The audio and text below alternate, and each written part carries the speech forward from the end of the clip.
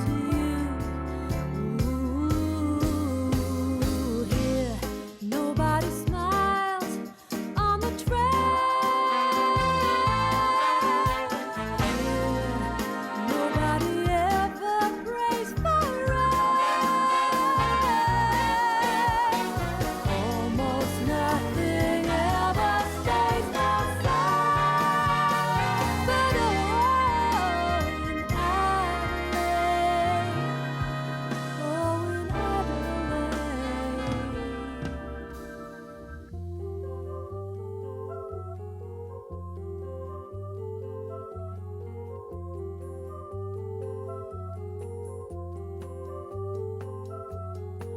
weekends often last until Tuesdays.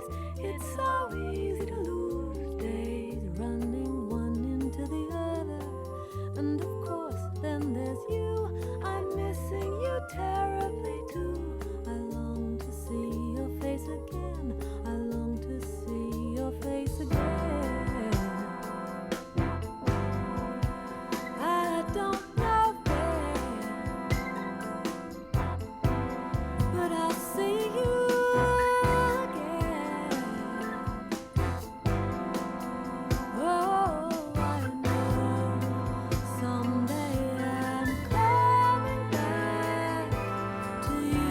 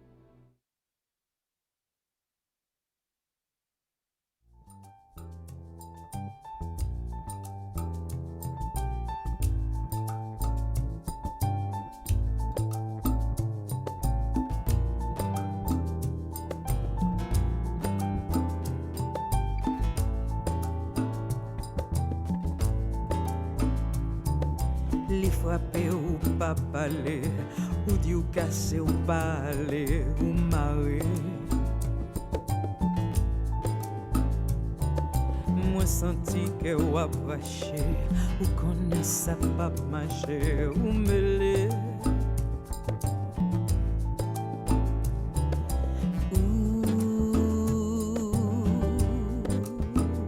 Jenny.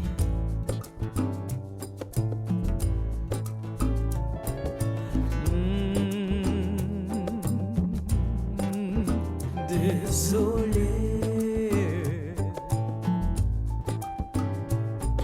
pas gâter, pas prendre prière, pas oublier pour te songer, faut chaper. L'amour pas mal, pas misère, l'amour c'est l'honneur, c'est respect, l'ouvrier.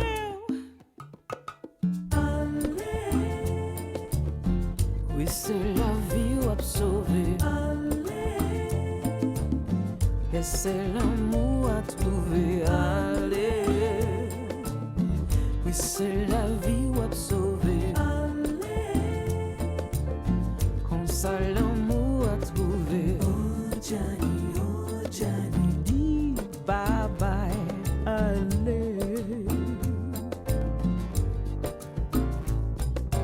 Oh, Johnny, dis bye bye, allez.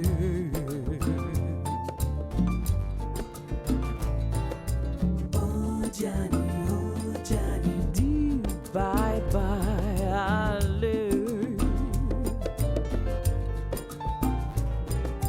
Oh Johnny, dis bye bye, allez.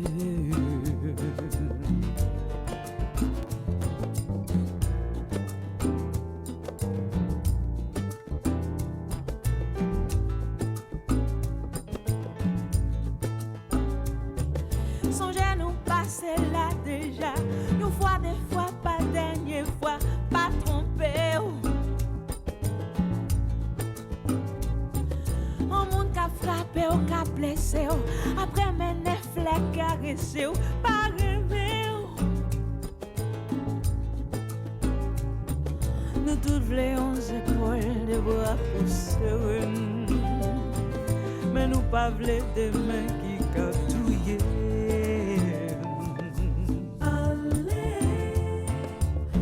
Oui, c'est la vie ou à sauver, allez. ça l'amour a trouvé. C'est la vie ou a sauvé. Allez, oh Johnny, oh Johnny, oh Johnny, bye bye, bye bye, boo, ba ba ba da ba boo do do do ba da day, she do do ba ba ba da, be ba ba da, ba ba boo do do be. For aller Johnny, for aller Johnny. Moi dis ou parce que me passe là déjà. Quoi même papa de mettre là. For aller Johnny, for aller Johnny. Oh Johnny, Johnny, Johnny, for aller. C'est la vie ou a sauvé. Aller. Oui, l'amour a trouvé. Allez, allez, Johnny. Allez, allez, allez, allez, allez. Johnny, Johnny, Johnny.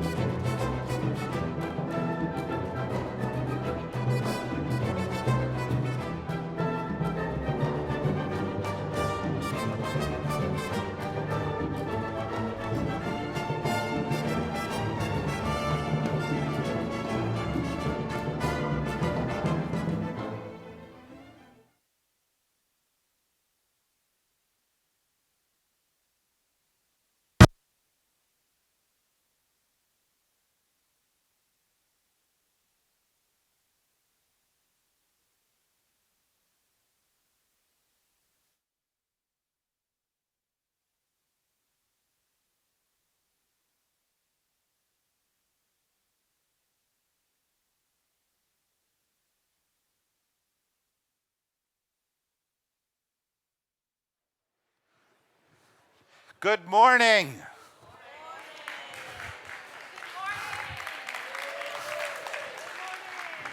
What heroes you are. I'm trying to see whose eyes are actually open here after a very amazing evening last night. It was it amazing, Nora? It was amazing.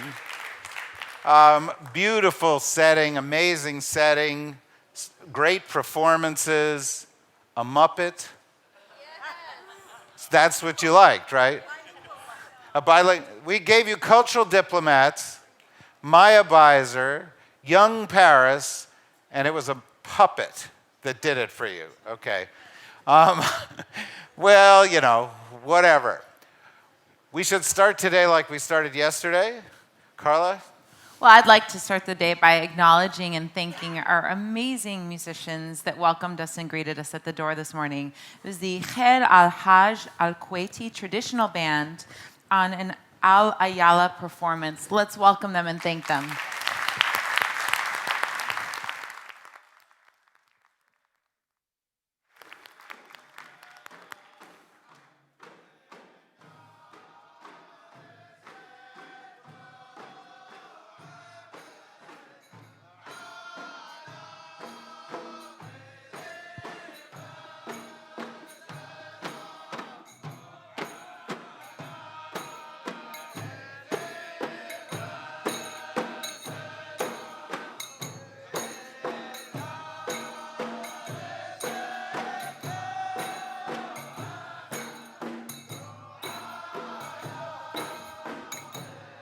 Can I hand this to you? I don't have a pocket. Thanks. Is Madeline set? Is she ready to go?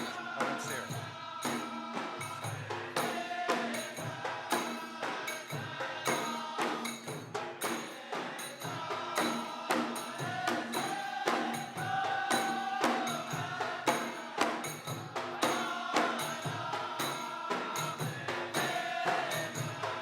Are you awake yet?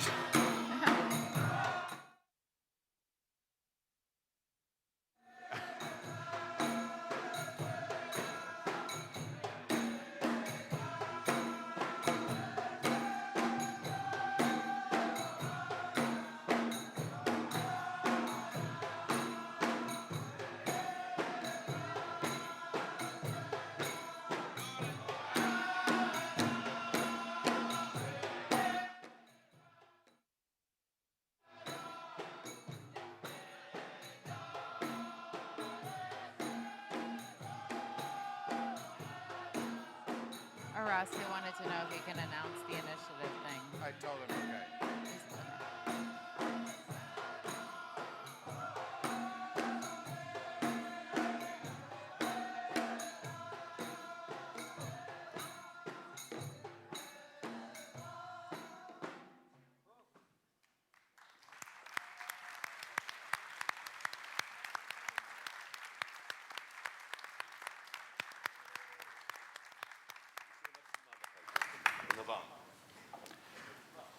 Thank you very much.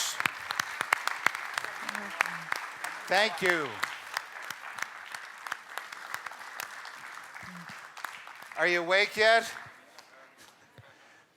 We're so grateful to all of the amazing performing artists that we've been able to host here, and I just really want to also encourage you to visit the visual artists who are displaying out near the snacks. We've got some incredible works, and you can read a little bit more about the meaning behind the art and about the artists there, so please take a moment and do that. We'll have wonderful performances coming up later today.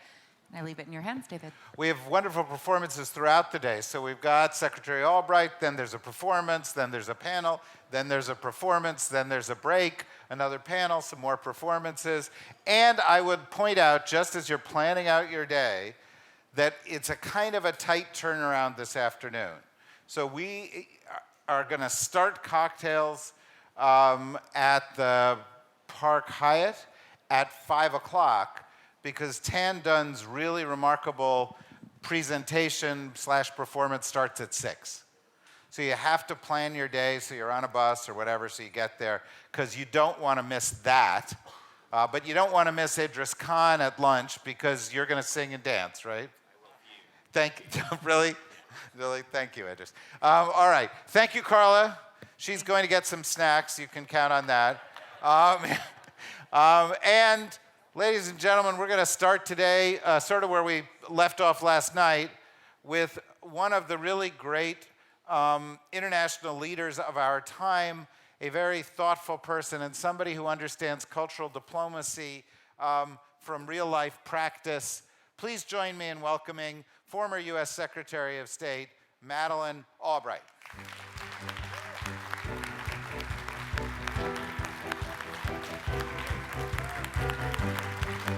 Thank you.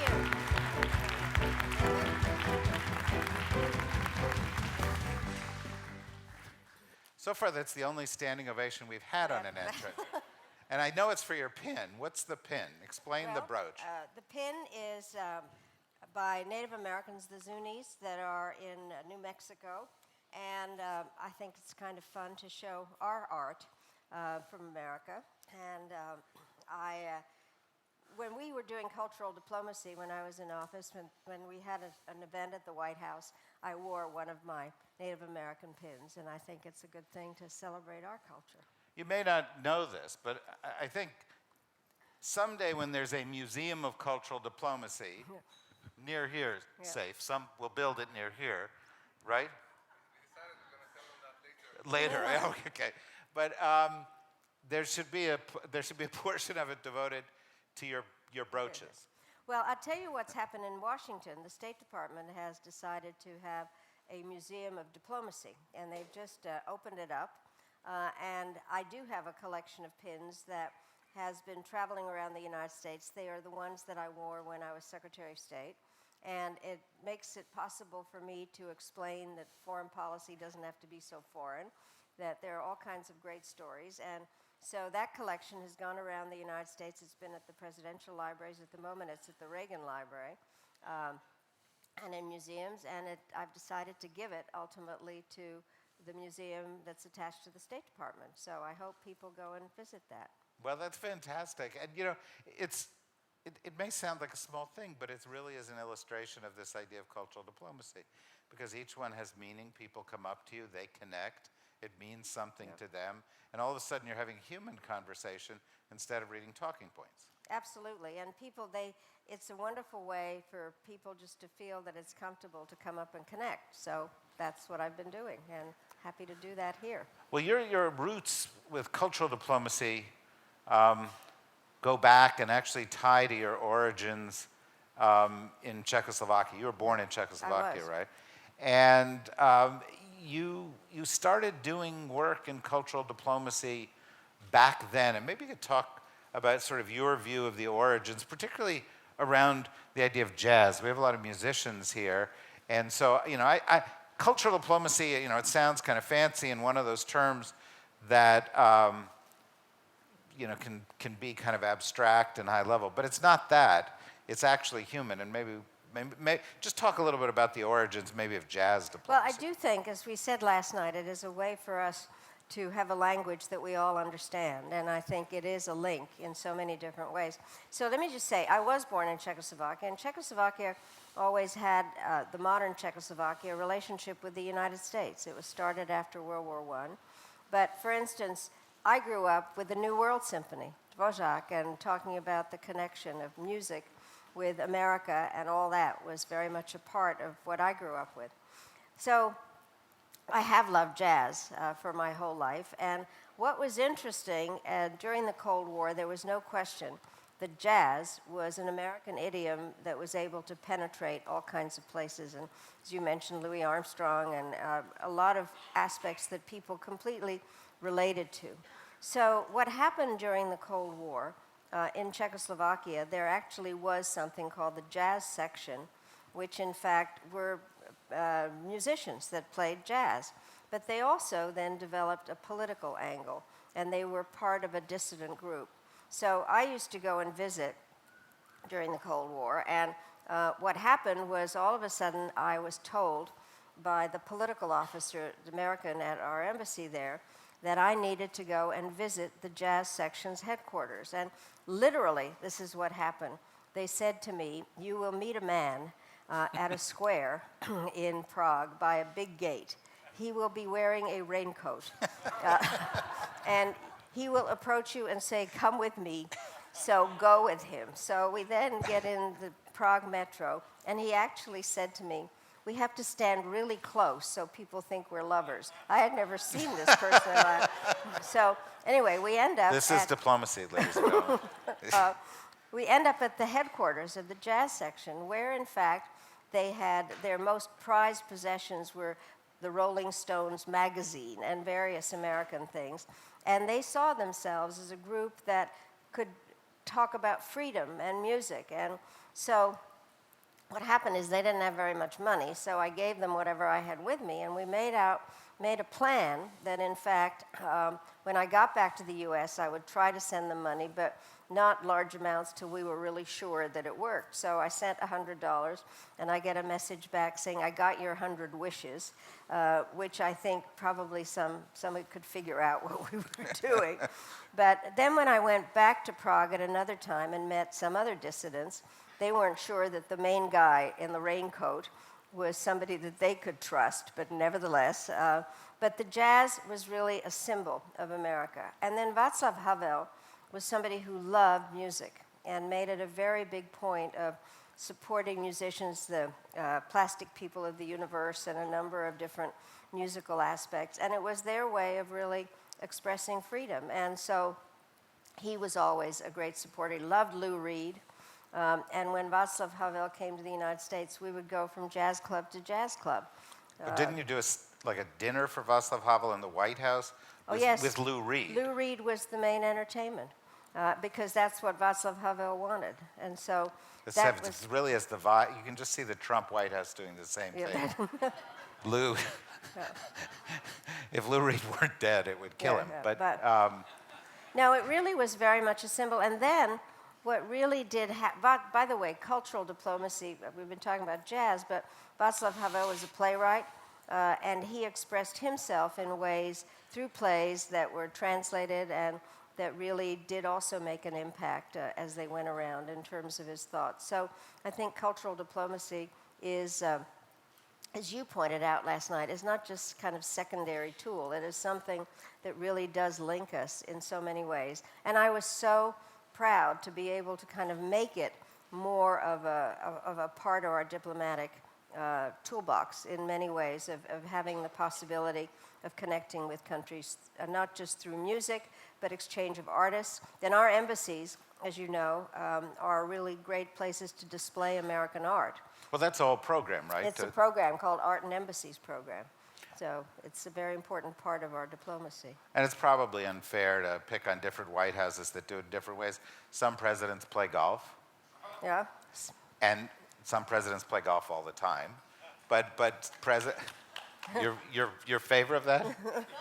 Oh, okay. I see. Well, I worked for a president who played an instrument, the saxophone. Exactly. That's what I was going to get. I was going to get to that. It was very much a part of Bill Clinton's life. So, and again, I always love to connect the dots. What happened was that we were talking about how we were going to expand NATO, and that began with something called Partnership for Peace that General Shalikashvili, chairman of the Joint Chiefs at the time, went around to explain to the countries in Central and Eastern Europe. By the way, we went to so many countries in 36 hours that we were afraid that we would get confused about where we were. So we decided that when we got off the plane, we would just say, "We're so happy to be in your country to see your leader." But anyway, we... This is, by the way, in Washington, you learn these tricks. For example, you never say, "Nice to meet you." No, nice to see you. Nice to see you. Nice to see you. It's right. a very important tip, because right. it might insult somebody if you'd actually met No, them. and actually, whenever I've made a mistake to say nice to meet you, people will say, "I already met you 10 years ago, don't Right. you remember?" But I do think the thing that happened, so Prague was the final stop, and President Clinton was going to come, and I had met Václav Havel before. What had happened was that President Clinton's mother had just died, and so the advance team from the White House had kind of put the kibosh on what Václav Havel wanted to do, which was to give a saxophone to President Clinton and go to a jazz club. And that they had said no way because he was in mourning. And I kind of doubted that was necessarily what the president said. So I went to pick him up in Brussels and bring him to Prague, and I had made a deal with Havel. If I explained it to President Clinton, and he said, fine, go ahead with it. When we got off the plane and Havel gave me a big hug, I would tell him yes or no on the plane. So President Clinton said, of course I want to do that. So we get off the plane, and I say to Havel, we're a go. And so we had the best time. We walked across Charles Bridge. We went to a jazz club. They gave President Clinton a saxophone. He played My Funny Valentine. Then he sat down and he said, Madeline, you have no idea how hard it is to play a brand new saxophone. But everybody gave him saxophones wherever, and it was his thing. And he loved to play. And one more story on that. When we went to Moscow... I don't think... these people will sit here all day listening to these stories. But one of the things, when we went to Moscow for a summit, President Putin, who is stiff as a board, decided that he he's would not a jazz guy. Not exactly, no. no.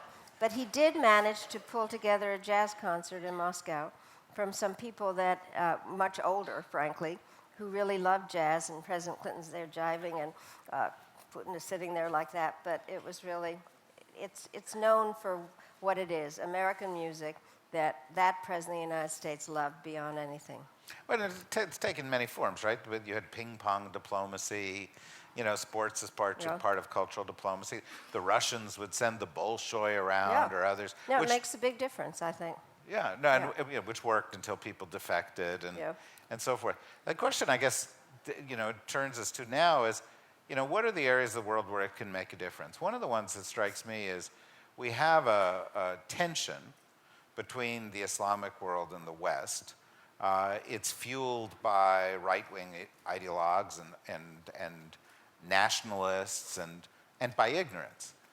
But it seems to me that this is an area where there might be an opportunity as people use the arts to humanize and understand and to start to build bridges to do more than we're doing. I don't know, what's your view on that? Well, I definitely agree. I think, by the way, one of the things in the United States, we believe in a separation of church and state. And so when I was the first Secretary of State to put Muslim holidays on the official calendar. And we began to have iftar dinners and began to understand what Islam was about. And at the same time, I had a feeling that our diplomats didn't fully understand how religion affects foreign policy. So I wrote a book, and it's called The Mighty and the Almighty, about the role of religion in foreign policy. And so I thought that our diplomats, in addition to learning the language and history, needed to study the religious background of different countries. And that is what's actually happening now. But I also do think that there are so many aspects of religion that have to do with culture, that really express the feelings of the people, either through song or through art, or dancing in a number of ways. And I think that we need to explore our commonality in that regard also. What's your view of these cultural divides? I mean, you see it in Europe, you see it in the United States, you see tensions. Is this a momentary thing? Is it something you think is going to get worse? Is it something you think needs to be ratcheted up as a priority?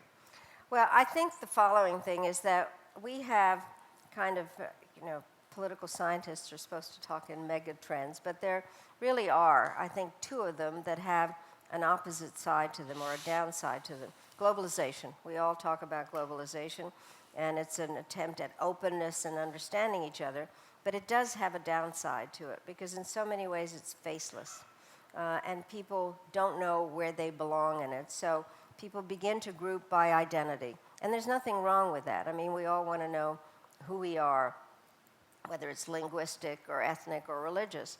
The only problem is that if my identity hates your identity and describes itself in terms of dislike for the other, then it's very dangerous. And patriotism is one thing, but hyper-nationalism is very, very dangerous. And we're seeing that in a number of places because when the economy is not going well or something, you decide to blame somebody else.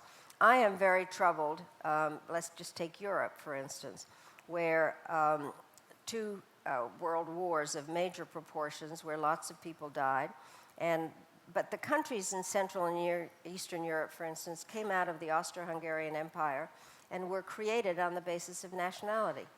I was born in Czechoslovakia. That came in 1918. And so people hoped that the European Union would take care of that, but it's faceless. A bunch of bureaucrats in Brussels that are not related to the people in any way.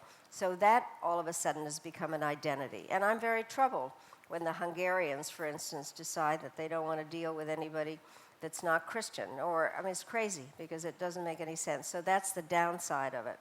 Technology is the other great mega trend that has connected everybody. And so it's always interesting to talk about the Kenyan woman farmer who doesn't have to walk miles to pay her bills. She can do it over a mobile phone. But what has also happened is it's disaggregated voices, and people live in their own little worlds, talking on their telephones, and getting information only from the people they already agree with. And so that's become a problem in terms of how you deal with institutions. So there are things that I think are making things worse, frankly. And the question is how we get out of this phase and still have our identities without deciding that we don't want to talk to the people next door. And I think that there are those who are exacerbating it, who are playing off of it, as some of the demagogue politicians who really do think that it's better to dislike anybody that doesn't look exactly like them. And so I think we have to push against that. I am often asked if I'm an optimist or a pessimist. I'm an optimist who worries a lot. And so I do think that we have to push against that. Well, you know, sometimes I describe the changes that you're talking about as a fast change and a slow change. And the fast change, and particularly a number of countries face this, the fast change is technological change, where the world is connecting extremely rapidly. That's got some very positive effects, as you've talked about. It's also got some potential for backlash. The slow change is demographic change, aging of societies, and so forth. In the United States, it's going to take a society that was primarily dominated by a kind of white, Christian male, sort of view for a couple of hundred years, and by 2020, the majority of voting age Americans will be either Asian, Latino, or African American. In other words, the minority will be the majority. By 2043, the majority of people in the United States will be Asian, Latino, or African American, which means that the cultural makeup of the country is going to be dramatically different from what the world is used to. And I just flag this because it suggests to me culture is not immovable. Culture changes. Cultural diplomacy and the cultural tensions between countries evolve as these other factors come into play. But sometimes it seems to me that political leaders around the world, diplomats, are unprepared to deal with these changes. I think that's absolutely true. And not only unprepared, but then kind of use them for their own purposes. And that's what I find very troublesome. Of kind of working there. Look, societies are complicated in so many ways, and there was a social contract initially in which the deal was that people gave up some part of their individual rights in order to be protected by the state. In many ways, that social contract is broken down in a lot of places because of economic crises. And if there's a problem, then you always try to blame somebody else. And if you're a demagogic politician, you take advantage of it. What I think, it's obvious, I'm a naturalized American. And I became a citizen when I was in college. And one of the things that I love to do more than anything is go to naturalization ceremonies. Because we were refugees. We were refugees twice. We were refugees in England during World War II, and then when we came to the United States. And so I can't swear people in because I'm not an officer of the law, but I can give people their naturalization certificates. And so I hand it out, then I hear this man saying, "Can you believe I'm a refugee, and I got my naturalization certificate from the Secretary of State?" And I said, "Can you believe that a refugee is Secretary of State?" And that is what America has been about, and I hope that the diversity is something that comes through.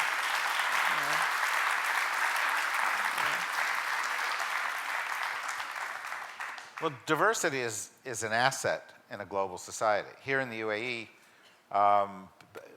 Dubai and Abu Dhabi are places that are 85, 90% expat. Yeah. They are, perhaps the most cosmopolitan places on the planet in that regard, because they have that kind of balance.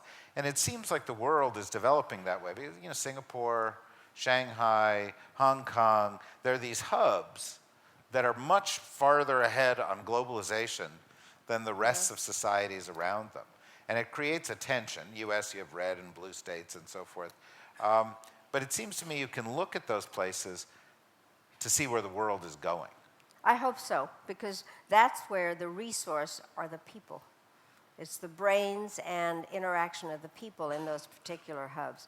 It's nice to have oil, but having smart people that relate to each other, I think, is where the future is. Well, I think here that's been a strategy from the beginning. It was, let's set some of this oil money aside, let's invest it in something different, let's invest it in education from the very beginning. And you now have a country here that I think, somebody correct me if I'm wrong, but I think the oil and gas as a percentage of GDP is under 30%, and it's heading to under 20%, because of a deliberate intention to diversify and focus on thought leadership and human resources rather than other natural resources. Very important, which is why it's thriving and fun to come here. It is fun to come here. Yeah. Is anybody disagree with? No disagreement with that. Thank you. By the way, David, I think what you're doing here with this summit is fantastic, and I hope is very much the beginning of movement in all of this, because it does prove that we have so much in common and can have really deep conversations and intellectually respect each other. Well, I thank you. I think that is the intention behind it. And I think there are all sorts of new challenges that arise. I was in China a couple of weeks ago, and you really get a sense of vibrance and growth. And one of the things that's always been interesting to me is that as you watch the economic center of gravity shift in the world, the intellectual center of gravity shifts with it. And there's been a period where the US was the economic center of gravity, and we led in some of these other areas, which led to accusations of cultural imperialism and so forth, and Hollywood and music and so forth played a role in that. But it seems like that may change. It seems like as the economic center of gravity crosses the Pacific, we may see new nations leading in that mix. And it's not to say the era of the US is over, but it does suggest to me that a more diverse sort of cultural landscape and hierarchy in the world is around the corner. Do you think that's right? I do. I think that we learn from each other, and I now many times use the word respect in terms of each other's historical background, differences, and learning from each other, and deciding that we don't have to be a unipolar world. Americans don't like the word multilateralism. It has too many syllables and ends in ism, but basically it means partnerships and understanding each other. And the cultural route, I think, is one of the best ones, because it's not threatening. I mean, it's a way of enjoyment and understanding and meeting people through a language that they want to express themselves in. Well, and as Carla said the other day, the language of emotions is a universal language. This is what connects us in a human way, and the arts enable us to do that. Would you take one or two questions from the audience? Yes. Yeah. All right. Who in the audience? You didn't think I could catch it? That's. Hi, good morning. Identify yourself. My name is Kola Tubosu. I'm from Nigeria. Thank you very much for your work. I have been a grantee of the Fulbright program, which I think continues the idea of cultural diplomacy and helps countries understand themselves. The program I went with was the FLTA program, which took students from Nigeria, from different parts of the world, to go to the US to teach their language to American students. And it was a great idea. I enjoyed the program very much. I remember in 2009 when I went that Afghanistan, I think, was the first time they were participating in the program, in the FLTA program at the time. And it was billed as one of the impressive steps that has been taken to help the US understand that part of the world.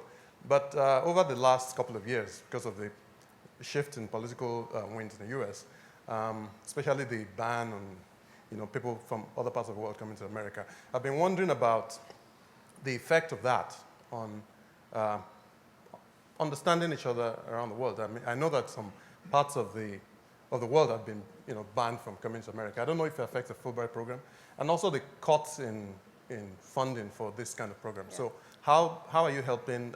How do you think you can help to? I have to say, I'm very glad you asked that. I am very worried exactly about what you're talking about. I teach at Georgetown University, and what has been very good is always having students from different countries, the capability of working with them in a number of ways, and then it develops a network of people that then are out in the system and know each other.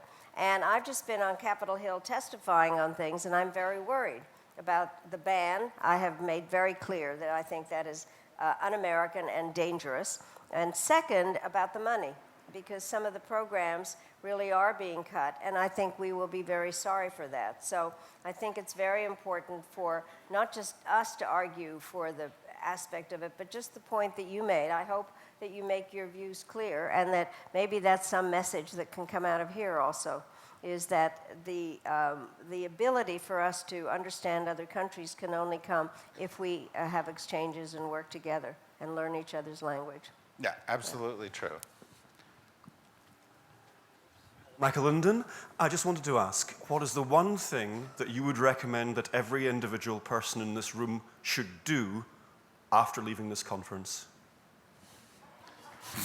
Well, I tell you what I think. The one thing actually is to, first of all, do I only have one thing? Okay. No. I mean, I think stay in touch is a very important part. I am a dot connector, and networking, I think, is very important. And to decide that this isn't just a one-off, that you are going to stay in touch. And also, as people travel, is always to make sure that you actually see X person again, and keep track of what the things are that are being done, and then talk about them back. We have to be megaphones for each other in terms of talking about. I think that staying in touch is the one thing, because it's easy to say, okay, I had a great time in Abu Dhabi, see you sometime. But I think that there needs to be a real determination to stay in touch. And by the way, that's part of the plan, right? Yeah. In fact, the idea of building a web-based collaborative platform has always been part of what we're talking about here to enable people to stay in touch. I think you had a question, yes? We've got about 5 more minutes. Madam Secretary, thank you for your service. My name is Doug Hickey. I proudly served in the Obama administration. My question is, what do you think the state of America is today? Okay, you have 30 seconds. The truth is, I think we're very confused at the moment. Obviously, the election turned out differently than I wanted it to, and many others. But I think that it is a time that we need to ask ourselves questions about how we missed the story. What is it that really had happened in the United States, and why certain people were ignored and various aspects. So I'm worried. But what worries me also is I obviously do a lot of international travel, and we have managed to confuse the rest of the world. And I have gone from official meetings to unofficial meetings, wherever, and people say, can you tell me, they ask this question, what is going on? What is the role that you're going to play? Fine for a lot of good words to be spoken, but what are the actions? And so that is what makes me very nervous, is that we have confused the world. And I do believe, I have believed this all along, that we are the indispensable nation, but there is nothing about the word indispensable that says alone, is we need to be part of a larger community. And so I'm very worried about how we look to ourselves and how we look to the rest of the world, I think. And that, which is another part, I think, that we can use a meeting like this to have informal contacts and say we haven't lost our minds. Some have, but we haven't. But I am worried, because it's not, when we came to the United States, which is in 1948,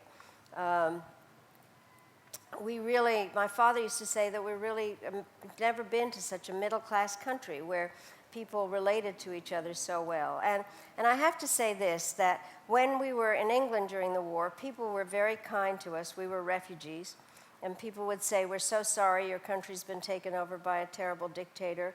You're welcome here. What can we do to help you? And when are you going home? And when we came to the United States, people would say, we're so sorry your country's been taken over by the communists. You're welcome here. What can we do to help you? And when will you become a citizen? And that is what has changed in so many ways. And America has been welcoming, and it has made other countries more welcoming, I would have hoped. But I really do think that some of the bans and things that we are talking about it's very hard for us to tell the Europeans to take more refugees if we're not doing it ourselves. And so I think that we have lost that kind of leadership capability, and it makes me very sad.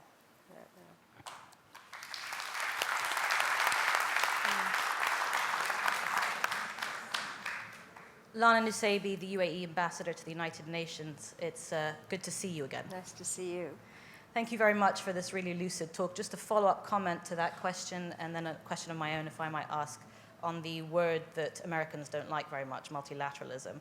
The follow-up point is, how do you reconcile that there is a difficult period, of course, domestically and internationally with this administration's policies, with the fact that for many of us in the region, of course, there's much more clarity on some of our core issues. So we're seeing much more bilateral cooperation on key issues that are challenges to us in the region, whereas in the previous administration, we did feel a little bit of a disengagement in terms of the challenges we face in terms of regional interference, the issue of terrorism, the rise of extremism. And that all comes into the cultural diplomacy wing as well, I think.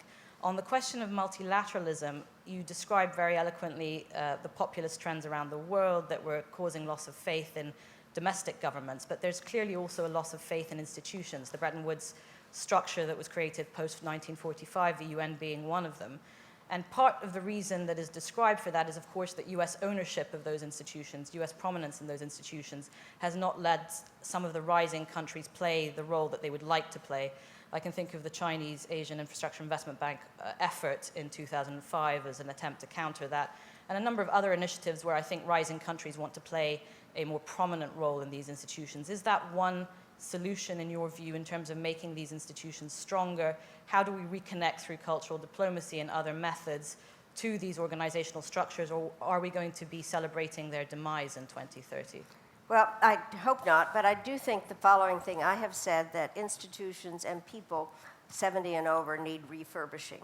And so I think that there does need to be some work done on the UN. I have been an admirer of the UN, but I think that it does need fixing, and the amount of time that has been spent on enlarging the Security Council or not and looking at various aspects. I do think that there are ways, and there's a great new Secretary General at the UN who has worked within the UN system, and I think really does believe it. I have been suggesting something, and I don't know whether this is possible or not, but the Trusteeship Council, when I was there, was put into what we call Sleeping Beauty condition. There are no trust territories, as is appropriate, but I do think there needs to be some part of the UN that, in fact, works with new states, fragile states, states in trouble, in terms of being helpful, not imposing any kind of will, but providing some help. The other part that I believe is that the world is now full of non-state actors who are also, people always think terrorists, but that's not, they're non-state actors that are multinational corporations and NGOs, and I think they should be at the table at the UN much earlier to be part of the discussion. And so I think that there are ways to fix the UN. You're at the UN, so I have to say the following thing. When I was there were 183 countries in the UN, and it was one of the first times that I didn't have to fix lunch myself. So I asked my assistant to invite the women permanent representatives. There were 6, and it was Canada, Philippines, Kazakhstan, Trinidad, Tobago, Jamaica, and Liechtenstein. So I was the American, so I had to form the caucus. We called ourselves the G7. And what we did was to lobby for women judges on the War Crimes Tribunal for the former Yugoslavia, since most of the crimes have been committed against women. We managed to do that. But the UN, I think, has wider representation now in women, and I do think that something has to be done, but it's not simple. And redoing major institutions is one of those cliches. If it didn't exist, we'd create it. But the bottom line, it does need work on it. And I think, and one of the things to go back on the cuts that bothers me is this administration is thinking about cutting its contributions to the UN, especially to the peacekeeping operations and the voluntary organizations, which is really counterproductive in every single way. Ladies and gentlemen. Well, David, I have to tell my story of what is expected of a Secretary of State that I hadn't thought, if I might. Ladies and gentlemen, Madeline has to tell her story of what is expected of a Secretary. Because it is a music story. So what happened when I got to be Secretary of State, I'm told that I had to go to the ASEAN Regional Forum, which I was happy to go to, but that the custom always was that the last night, every country did a skit. And the United States was really bad. So I'm sorry, there. I should have brought this up. Yeah. My staff says, yeah, given you lyrics to Mary Had a Little Lamb. And I said, I am not doing that. And it was a year that I actually hadn't wanted to go because Burma had been brought in and they had a military dictatorship. But I did go. And so on the way over, with my staff, we decided that I would sing Don't Cry for Me, ASEANis. So I got dressed up as Madonna. And the delegation was the background, and I managed to do that, and everybody was quite surprised. So then that year, the Russian skit was Yevgeny Primakov. All he did was have a whistle, and his delegation was the Black Sea Fleet, and that was kind of lame. So we decided that on the next time that we would do a duet. So on the margins of really important meetings, we decided that we would do our version of the West Side Story. So it was called the East-West Story, and we made up the lyrics, and that year the thing was in Manila, and we went to General MacArthur's suite at the hotel. The Russians brought a lot of vodka, and we rehearsed, and the next day our delegations had a rumble, and then I came out singing Yevgeny, Yevgeny, the most beautiful sound I ever heard. And he came out singing Madeleine Albright, Madeleine Albright, I guess. So that is cultural diplomacy. Yeah, right. Thank you. One last thing here. What's your nickname? Sticks. Why is it Sticks? Tell you why. tell us Because why this it's also is cultural diplomacy. The Obama administration was giving a dinner for the Chinese, a state dinner, and it had a lot of American music in it. And Chris Bodie, who plays the trumpet, was incredible. And then he went to the Kennedy Center, and I was with some people who said, well, you've got to go down and meet him before, because afterwards he'll be mobbed. So we went down to see him, and he said, sometimes when I have somebody in my audience that's well-known, I ask them if they would come and play drums with me.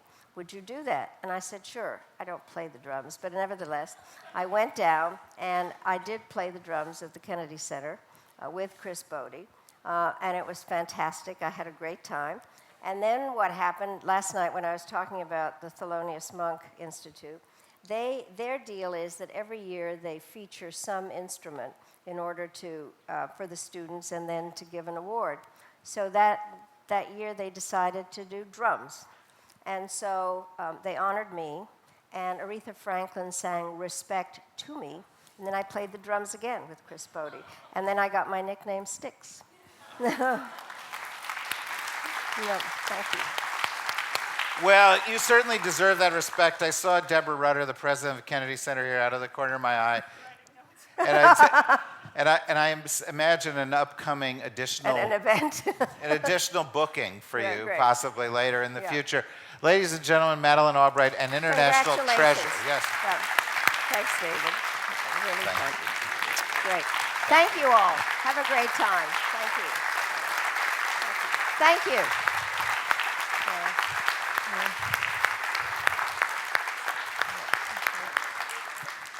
So now, because of the way our day is, which is so full, we're going to clear the stage really quickly, and we're going to get a wonderful performance that Carla will introduce for you. But as they're setting the stage, let me say the following. We got the feedback on your workshops, and it was terrific. The sessions were really good. I managed to listen to a bunch of them. It seems like you have made some progress, and I'm very encouraged that the possibility of real concrete recommended actions are going to come out of those workshops. The mission today is to come up with, out of your workshop, 3 action items. 3 action items. I would like one of those action items not to cost any money. Okay, I know that's a constraint, but I'd like one of them to be something that we all can do together that doesn't cost a lot of money. I'd like the other 2 can be anything that you want that are practical action items. They should not be like character improvement, like we should all lose weight or something. That's not really going to help. What they should be are action items for this group and collective action by this group to help advance the issues we've been discussing. Ideally, something specific, again, with a particular purpose, whether it's education, women's empowerment, the environment, the professionalization and promotion of cultural diplomacy, empowering artists, training artists to be advocates, some of the things that we've talked about, creating databases and new metrics to measure, all those things are concrete. That's what we're looking for. 3 from each group, and tomorrow morning session we'll discuss it. Now, we had sticks, I now give you snacks. I'll take that nickname, proudly. Has everybody been enjoying the snacks? Speaking of snacks, has the food been okay? Glad to hear it. I have the pleasure of introducing our first performer this evening, or first solo performer this evening, I should say. She's an Australian musician, now based in New York City, and tied to State Department, she is a Fulbright scholar.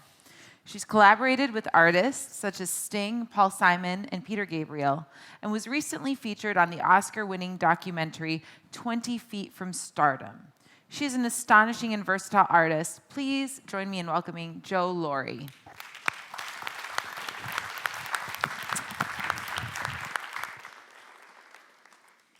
Thank you, Carla, and thank you, everyone, for everything you've contributed so far. It's such a privilege to be here, and it's especially nice for me because we're at an event where we're talking about storytelling and connection. Plugging in. Good. At storytelling and connection, and they're 2 of the things I'm most about as a singer-songwriter. And, as David and Secretary Albright were just speaking about earlier, we are living in a time when we're more connected than we have ever been, which is very, very exciting. But because of the very nature of those connections, in some ways we're becoming more disconnected all the time. Social media and the internet makes us interact in different ways, and sometimes I feel like we're losing some of the other valuable ways that we connect. And I'd like to sing you a song about that, but I'd like to briefly tell you the story that inspired the song. A friend of mine who is also a touring musician has been to Paris many, many, many times, and he has always wanted to go to the Louvre, but he's always been in Paris on a Tuesday. It's the luck of the draw. The Louvre is closed on Tuesdays, but finally, recently, he was there on a Wednesday, and he was so excited to go to the Louvre and very excited to see, of course, the Mona Lisa, this incredible, iconic work of art. And when he finally was in front of her, he was so disappointed, not because she was so smaller than he had thought she would be, but because he could barely see her for the sea of iPhones and cameras and iPads, taking a snap and then moving on. And I think that's so indicative of how we're starting to experience art, how we're starting to experience each other. We're so intent on capturing the moment that we don't experience the moment. We're so intent on taking the selfie that we don't connect with the person. So this is a song about that. The irony is not lost on me that I discovered this story via a Facebook status update. But nonetheless, this is Taking Pictures.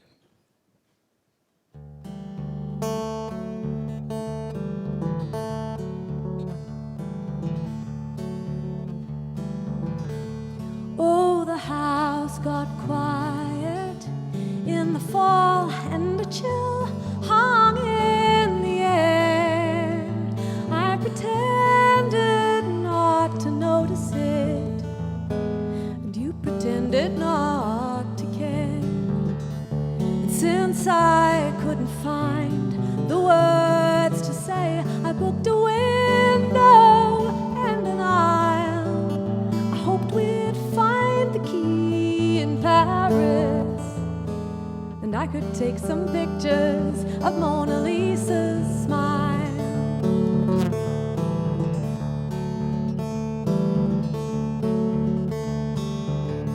And oh, I made a noise, I made a fuss, I made a list, I made a plan, but I forgot to make some time for us to take a walk in Saint-Germain just holding hands. 'Cause I was so intent on making sure that I made the trip worthwhile, that I missed your face in Paris. 'Cause I was taking pictures of Mona Lisa's smile, and in that rat race I was always running round. Oh, I never let my feet touch solid ground, and I got so caught up in the day-to-day that I never even saw you slip away.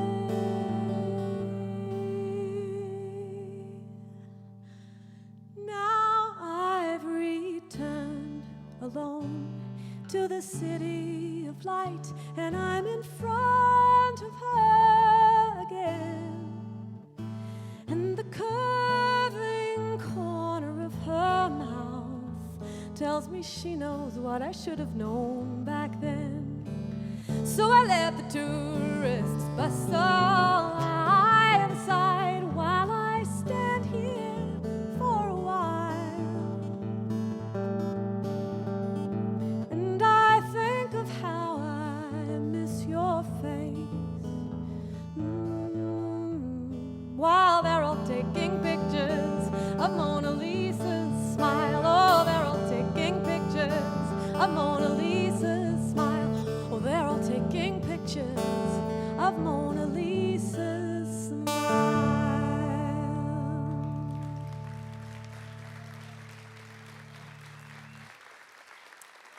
Thank you very, very, very much.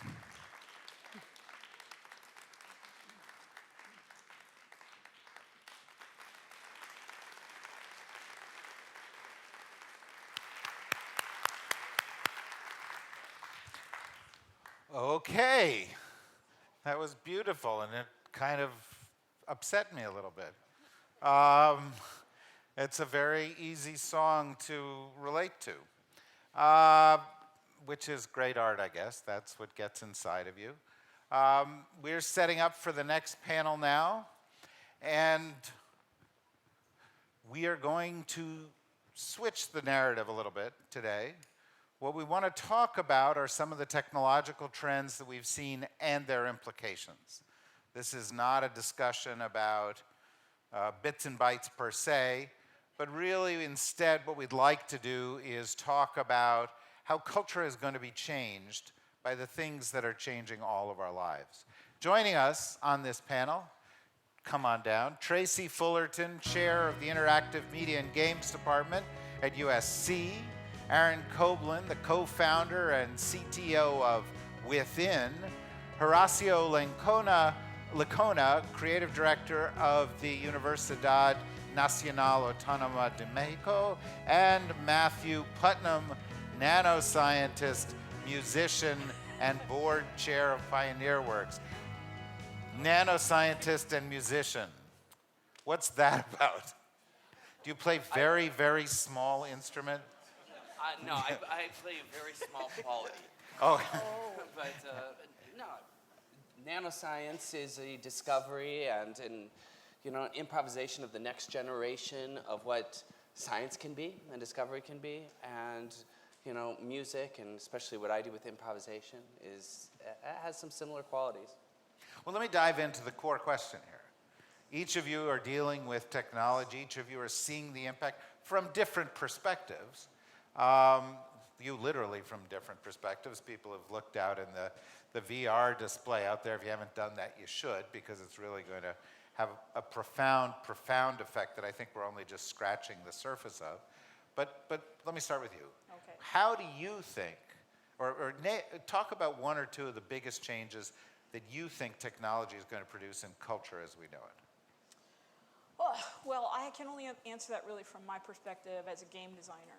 And, games and play are one of the most fundamental human acts and part of the oldest arts that humans practice together. I liked what Madeleine Albright was saying about the social contract, because at the heart of games is the practice and rehearsal for social contracts.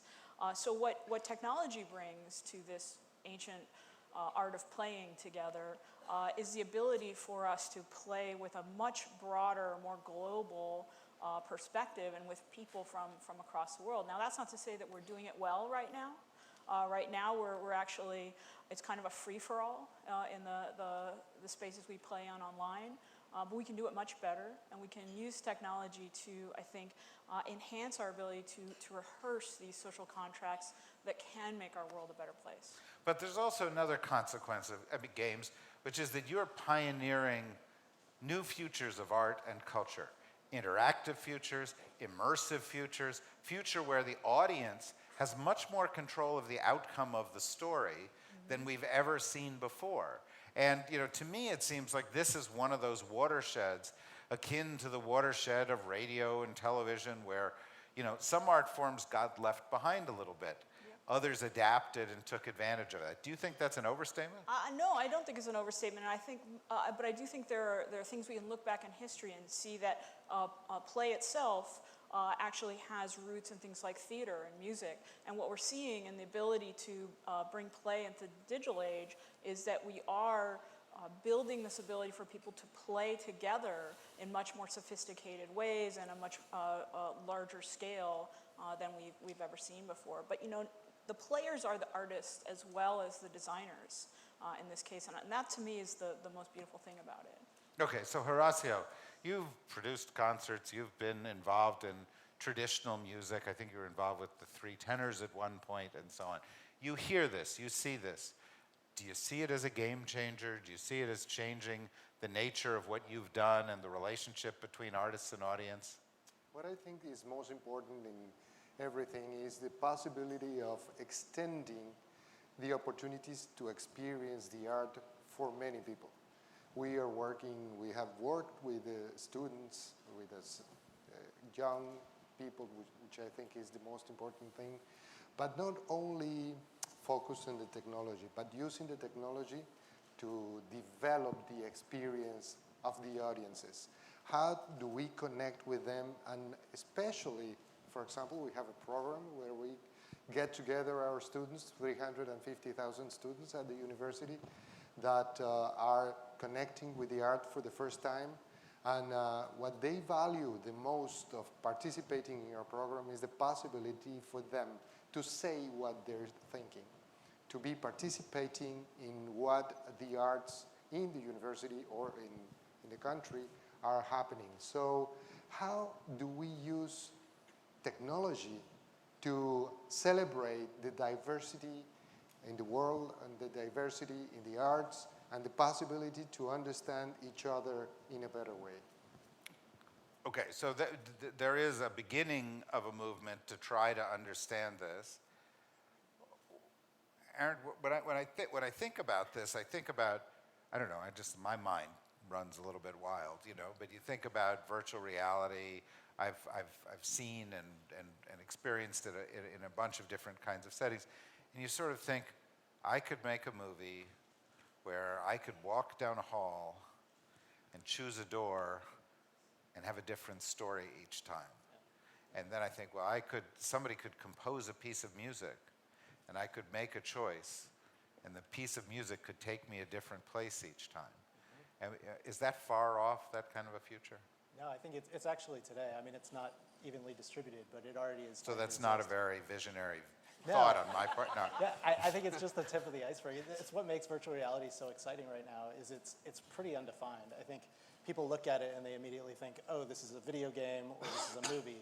And in actuality, I think it has the potential to be its own medium in its own right. That's kind of what people do is we start off by imitating, to your point. If the first plays were, the first books were read on the radio, the first radio, everything's kind of imitating the past medium. So I think in VR now we have this opportunity to say, okay, what's happening here? from the ground up, how can we create experiences that are nonlinear, that are personally referencing your own data potentially, that are connecting you with other people.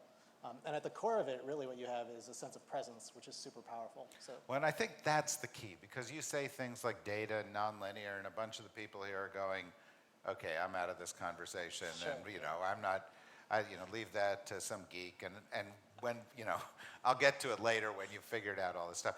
Yeah. But I, for example, I remember a virtual reality piece, I think it was called Clouds Over Sidra. Yeah. Right, which was a walk through a refugee camp. Yeah. And the ability literally just to turn around, to look at somebody and then to turn around and notice that their child was here, yeah. was profoundly moving, yeah. in a way that I had not been moved by film before. Yeah. And all of a sudden you say, this has different emotional, it's not just three-dimensional or virtual reality, but it's got different emotional dimensions associated with it. That was the first project that we created in a partnership with the United Nations. And we actually took it to the World Economic Forum in Davos, and we put world leaders there on the ground. And what's really happening in that project... That's a fun crowd, by the way.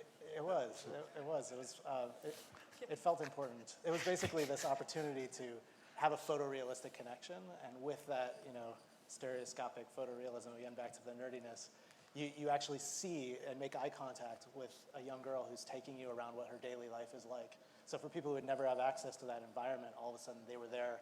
And they were also having some of their own discoveries. Interactivity doesn't necessarily mean I'm throwing a ball against the wall. It also means, I'm looking around and noticing the underside of this is actually a UN logo. And I'm having the kinds of discoveries I have when I'm there present in a place, and it makes me feel more like I'm driving it and more connected to what I'm doing.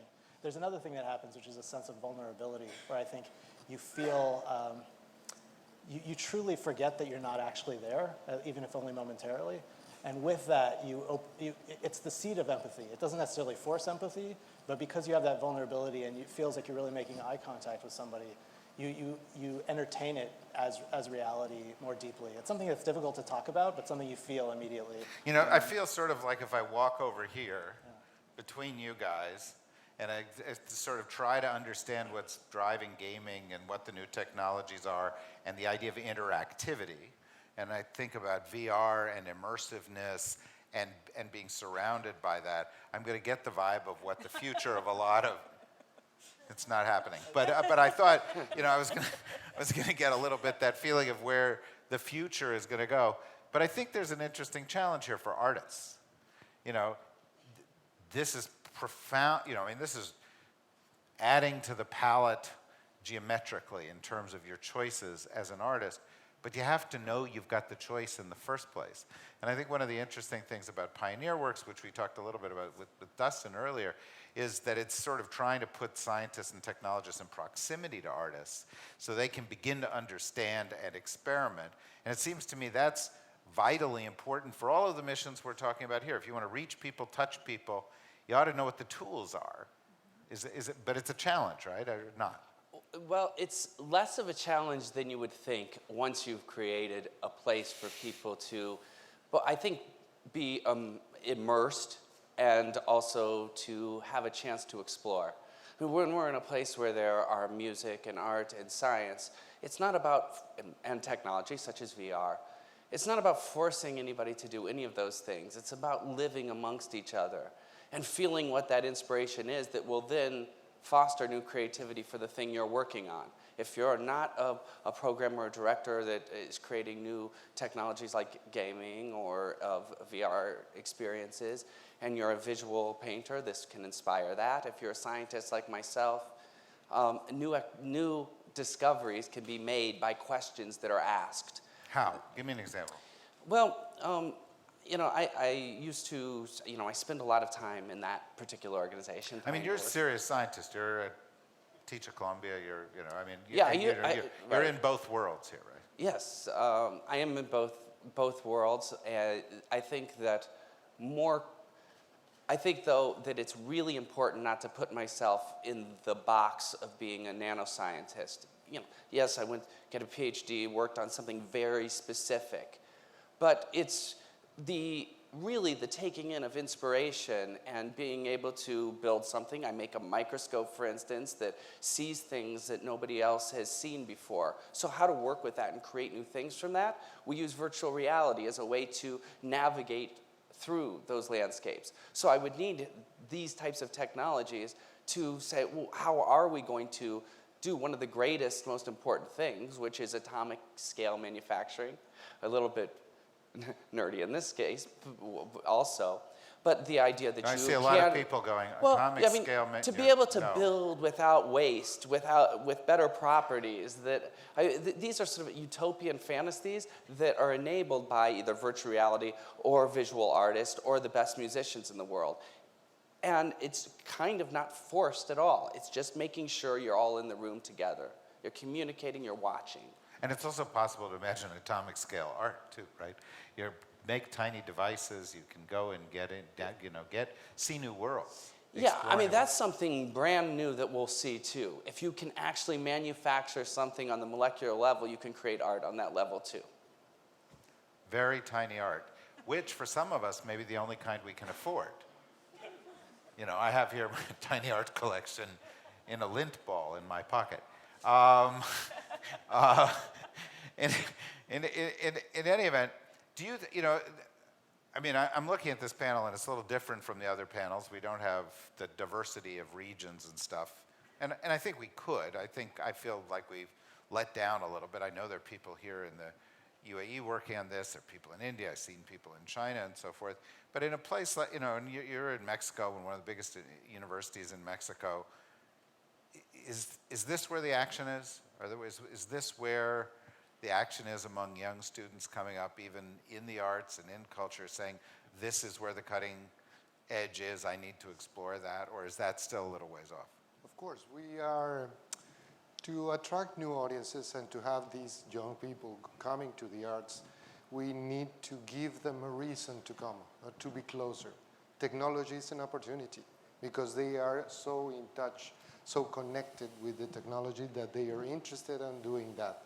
For example, we do some concerts that normally are for, in presence, 10,000 people, but we have external audiences that we are transmitting the concert in several, using virtual reality, using connection through the web or something, that we go to 150,000 people in the audience. Most of them are young. So how the technology is opening the opportunity for everybody to get connected to what is happening in the arts. So as a dream, I was thinking the possibility from this very diverse audience and very diverse possibility of being colleagues on this is, what if we have the opportunity to see what is happening with the arts in the Middle East? What is the production and the concerts and music and dance and theater? And even if we are in Mexico, we're going to be able to know what is happening here and to get connected and to give opinions and to share what we're doing there and probably to collaborate with each other. Well, artists with artists. Well, that to me is incredibly powerful and right at the core of what we're talking about. And when I think of it, I think of gaming. I think of the fact that right now there's lots of people in the world, very young, older people in the world, playing games with each other. Exactly. As a matter of course. And how far is that from artists imagining together? I'm not just talking about IBM, computer scientists passing on software from one office to another around the world, but real collaboration where you really get a sense. That's here, right? I mean, that's... Well, learning to play together is sort of the foundations of artistic practice, right? So collaborating in an artistic practice is really not that far from playing a creative game together. So I think, there's this sense, you're talking about scale, you're talking about taking a performance and scaling it out, and then we could say, what about scaling the process of play, of creation, of virtual environments to a much broader set of collaborators, right? No, that's a good idea. Now, you won't have to pay me for this. Yeah. But the idea of creating collaborative platforms for artists in different mediums, visual artists, musical artists, and others, where they can interact in that way and use the principles of gaming and the principles of creative development together strikes me as a very powerful tool. And we see already the beginnings of things like this. Many people probably are familiar with Minecraft, for example, which is mostly for children, but this is a creative platform that exploded, and all over the world, children are working and building their own worlds in this game platform, really, that is a creative platform. Yeah, and then it raises the idea of truly global, borderless collaboration, which is very, very, very powerful idea in the context of a discussion like that. You want to say something? Yeah, we've done this experience where we were working with a dance company in Mexico and a dance company in Sao Paulo, and the choreographers and the dancers were working together through virtual reality. So they were creating a piece through the web, through the media and something, and after a couple of months of working, they came together and they performed from the very first time without having more rehearsals together, alive. So it's something that is It's the fantastic. technology happening. It's fantastic. I think it goes beyond even just borders, and you can actually embody different identities and potentially even different creatures. The latest project we worked on, you actually can become, you start See, off it's getting a little geeky now, right? It is, but I mean, this idea of changing who you are and becoming Yeah, something right. else in a shared experience, I think is really powerful. It's one of the futures of entertainment, I think. Okay, so again, this is a short panel. We're discussing just, the entire future of culture in 25 minutes. But in a minute, I'd like to go and get a couple questions from the audience. But first, I would be remiss if I didn't go around very quickly and ask the big question that's on everybody's mind here, which is, what's geeking you out at the moment? Like what is the thing that's just beyond the horizon that makes you think, oh boy, I really want to get my hands on that, I can't wait? You asking me first? No, I was asking you first. Sure, yeah, I can start. I have a very long list, so everything from artificial intelligence and integrating neural networks into what we're doing, as well as augmented reality. So virtual reality being fully immersed in an environment, augmented reality being changing the environment around you and adding markers and context-aware indicators, things that basically can give you information about the real world in real time. So I think, especially the combination. You're the guy who's going to make the matrix real, right? We're just all going to all end up inside your brain and never able to escape. There's a lot of fun stuff to build. I'm working on it. We'll see. That's scary. Okay, you're frightening me. What? I would say my geeking is not actually technology based. I am really fascinated by play that is what I'll call reflective in nature, and that is play that acknowledges and respects the experience of the human that is playing in the system, and I think we need to take bounds and leaps forward in how we build games that actually draw out of us the kind of responses that more traditional media forms are able to do. We have a lot of work to do, and I'm geeking out on actually being, having the platforms that articulate enough that we can actually make something as beautiful as some of the other artists in this room. It's a beautiful idea. It also suggests it's kind of a more culturally, personally sensitive experience. That when you go and play a game, it's not imposing one person's cultural view of the world. Exactly. More open-ended, like I say, respectful of the experience of the player. That's also very profound, very, very different way of looking at art. Horacio, what's geeking you out? The most important thing for us now is Mexico, as you know, is a very multicultural nation. So multiculturalism is something very important for us. What if we use technology to create pieces of art together and understand the meaning of that piece for different cultures or for different perspectives or from different people? I think if we work in several ways, the ways of understanding human life is going to be better using technology. Yeah, I think that things that we've talked about, artificial intelligence, virtual reality, perhaps more efficient photovoltaics, it's not about the technology, it's about being a tool to let us be human again. to let us do these things that we really value, which is exploration, whether it's exploring the universe, exploring who we are internally. And what this does is allow us to have the next question. And if we have the next question, we'll be asking it together, and we'll be creating a type of new optimistic exploration of science in the future. Okay, I'm going to do one question, then I think we've got one more musical act, right? Before we, okay, so one question, I'm going to auction it off here. You have 2 hands up? Yes. I'm going to do 2 questions. And I'll go to you, but here you go. Is my box on? Oh, hello. Whoa. Very exciting. I'm Sarah from Boston. I guess my question is about, you're talking about the most beautiful, positive side of using these tools and what might be possible. I'm just wondering about the things that maybe are concerning to you about these technologies and how you frame that ethically for yourselves as you're working. You know, like kind of what keeps you up at night about what could happen with these when it's used not in the right way. Okay, Tracy, just quickly. We've got about 30 seconds. Yeah, so again, as a game designer, one of the most important things you can do is constrain players so that beautiful things can emerge from those constraints. And so early systems we've seen designed from a technological point of view and not from a player perspective have not dealt with those creative constraints that actually help us to behave well.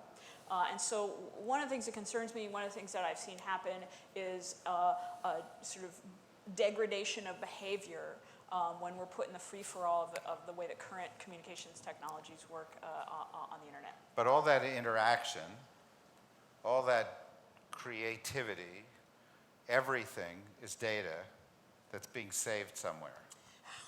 Well, I'm not, you know, that's not what I'm looking for is data. I'm looking actually for constructive, meaningful experience. No, I understand. But I'm just going to Sarah's question, which is somebody's got a lot of data on what you want to play at. That's a little, that gives you pause, right? Very quickly. Okay. My name is Patrick Cook. I actually teach augmented and virtual reality to Emirati girls here at Zayed University. And a question, context, and I'll reiterate it, is that how do we demystify this? We use words like nerd. We use words like geek. I did my first virtual reality performance in 1998. I have a virtual reality group called Second Front. We've done over 50 performances around the world in Second Life and other virtual spaces. And the thing is that I sit down with young Emirati women, the future of this country, who have never done programming, who have, they have some skills like 3D modeling, et cetera, but within 10 weeks, they're doing AR, VR, beautiful aesthetic creations, that sort of thing. Is that, do I call them geeks? Because you know what? They are amazing artists who are using these tools to articulate themselves in new ways that are just blowing their minds. And the thing is, how do we demystify these things so that people don't think that they're necessarily hard or they're mystical, that they're really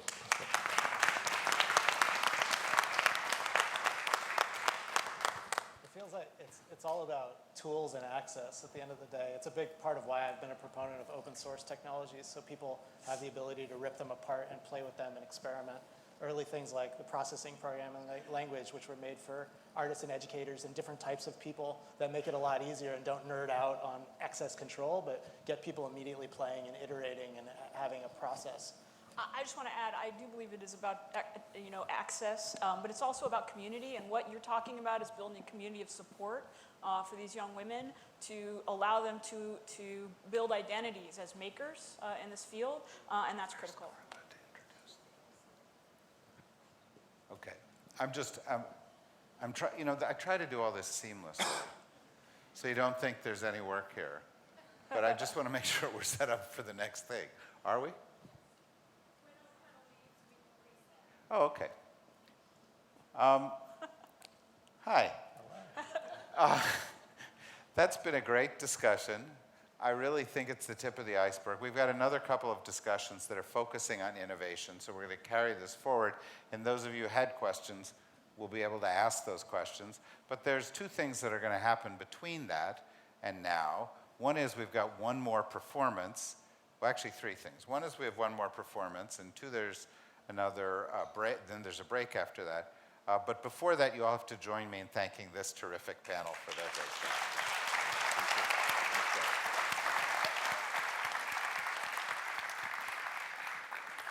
Maybe as they do this, you had a question? It's specifically directed to Tracy? Did anybody have a comment on any of this? That I don't know that I don't want to behead anybody here. Hi, I'm Amy, and I live in San Francisco, sort of the geek capital of the United States, and I run Global Girl Media, where I train young women in digital media around the world.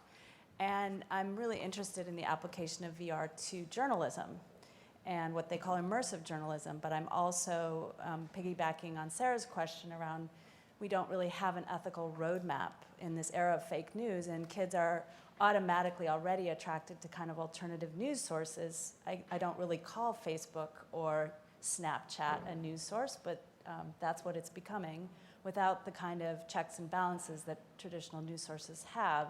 So the question I wanted for the panel for us to think about is, you know, these new technologies and how are they influencing our children and how they interact with the world?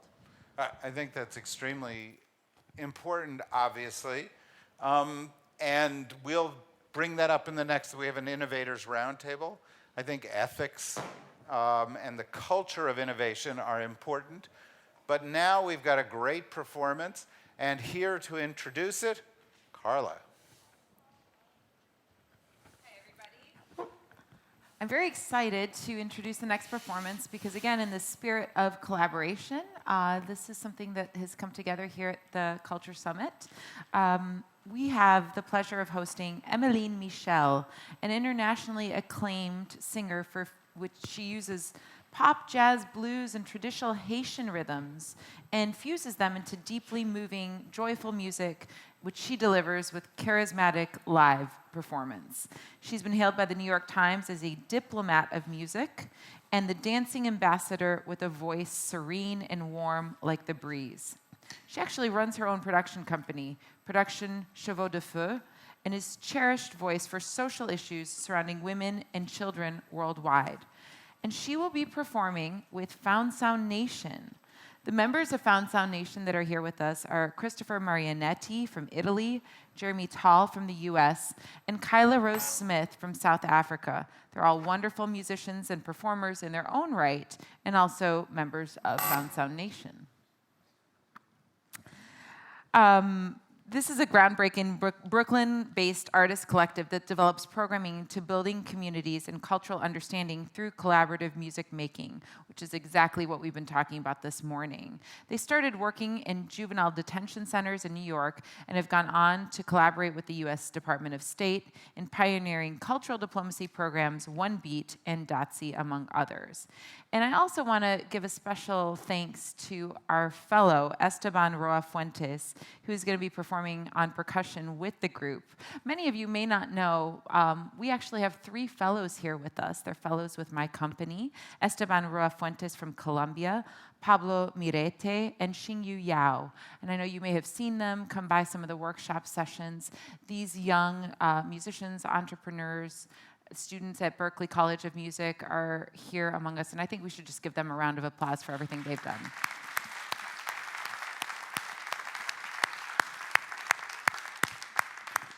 So without further ado, enjoy.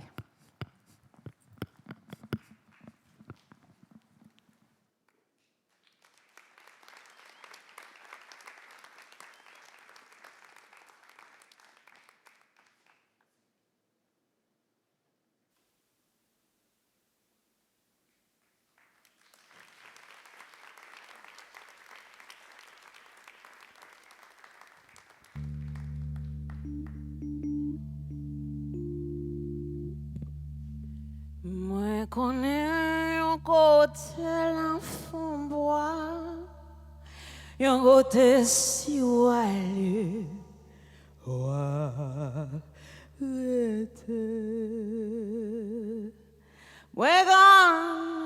un côté jouk nan bois, un côté côté là où aller, là où aller, où arrêter.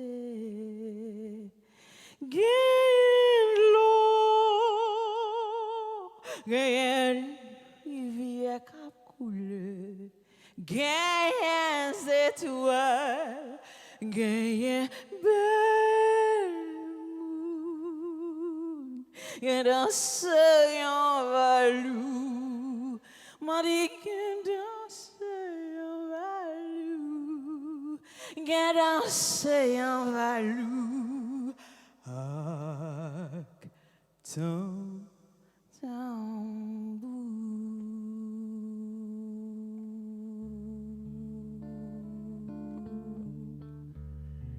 Good morning.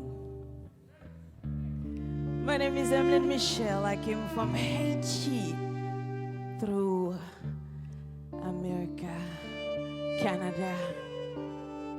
This is the best prototype of what music do, put us together.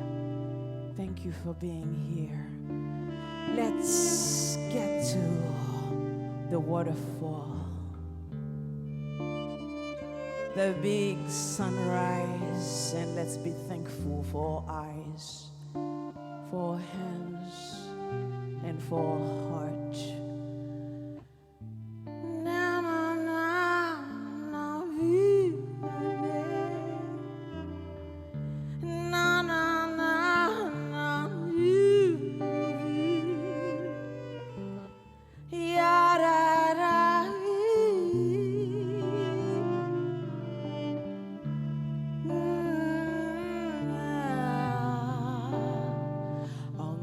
La pluie finit tomber, un servant là qui tourne à blé, la ligne là pour lever, t'es moi là.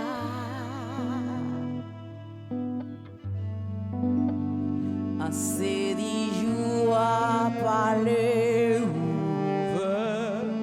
Là-bas, là, en ouéa, en fraîcheur levée, en l'eau de terre mouillée, chapée, en tout yeux, en sol souris prend la vol, cabouille de bois,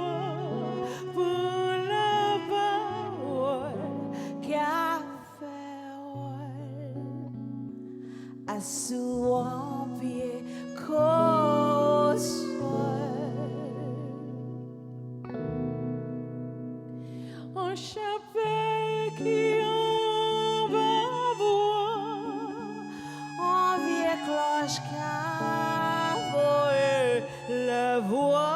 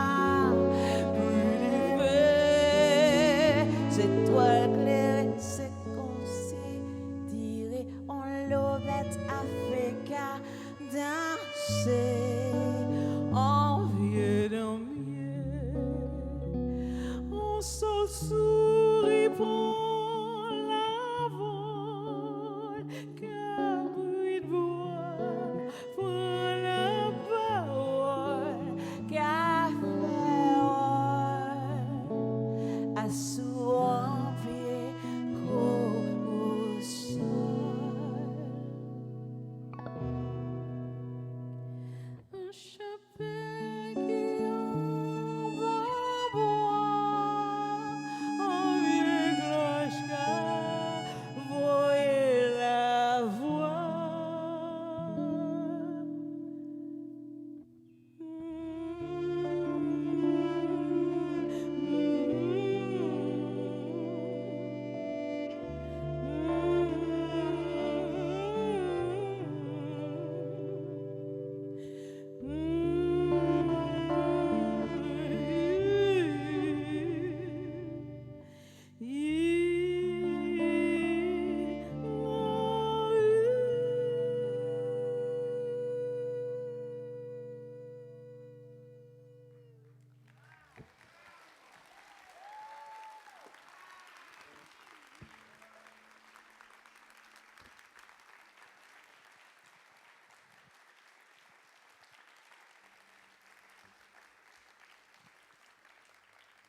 I absolutely must say thank you to Manuel Bogo for bringing me here with all the wonderful team that worked so hard for putting this together.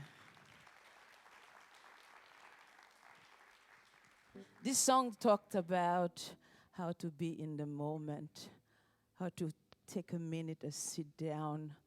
I have a son that we will be eating. I'm a wicked cook. And I'm sorry to be bragging about it, but when I cook, he will be eating the whole meal very fast and like, Mom, this is so good, but what are we having tomorrow? I'm like, baby, enjoy it now.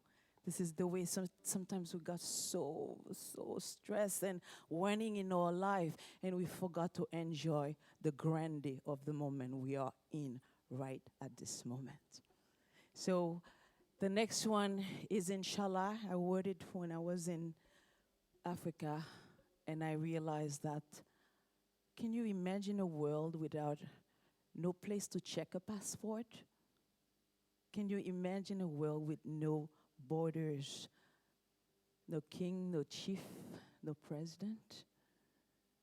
And then a world where I can look at you and speak exactly the same language, and that language come there. From my heart, I just know you are different, and I respect that. And that takes the world, or entire world, in one spirit. And that's what the song is about. Inshallah, Inshallah. Written 10 years ago. I'm so glad to share it with you today. Are you ready? Are you ready?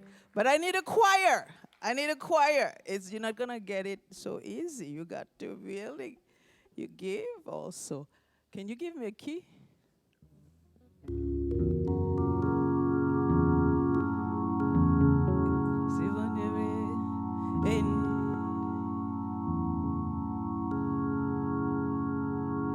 Inshallah,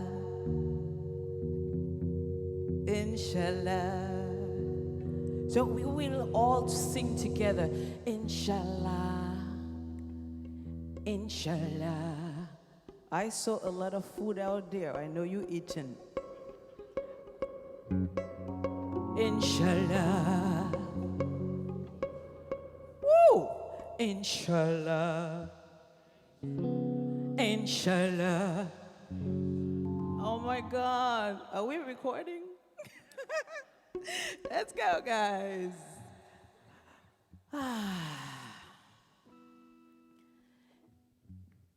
Si bon Dieu veut c'est ça là, ça bon Dieu veut c'est ça moi veut, tout partout sous la terre les hommes.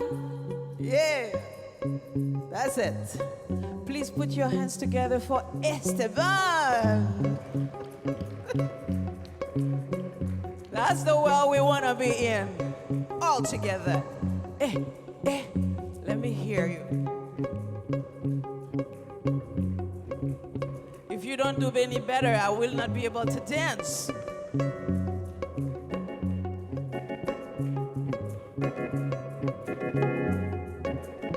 Yeah.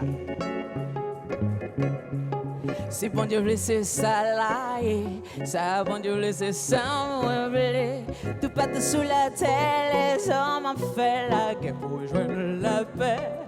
Moi pas plus vivre qu'à sauter, même si le monde est agité. Non mi temps crasé, brisé, là-bas moi yon niche pour me poser. Inch'Allah, your turn. Inshallah, Inshallah, Inshallah,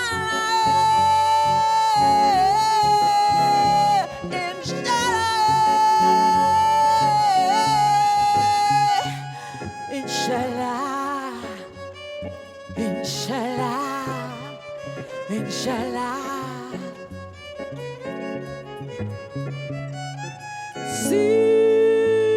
Si soleil on saute tombé, en tourbillon t'a réveillé, la vie on est chamboulée.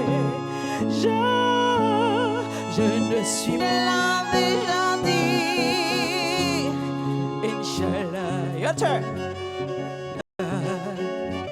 Inch'Allah, la folie est là. Après un jour sans chef, sans loi. Mon Dieu, toute bagarre t'a réconcilié. Nous t'a rejoignons l'autre chance pour histoire nous recommencer. Inch'Allah, Inch'Allah, oh, Inch'Allah. Ma vie, Inch'Allah, Inch'Allah, Inch'Allah, Inch'Allah. Si soleil moi saute tombe, en tourbillon t'a réveillé, la vie moi chamboulée. Je ne suis pas ébranlé, tout est écrit comme il l'a déjà dit. Inch'Allah, Inch'Allah. I want it from the heart. Let me all have your hands together. Let's go.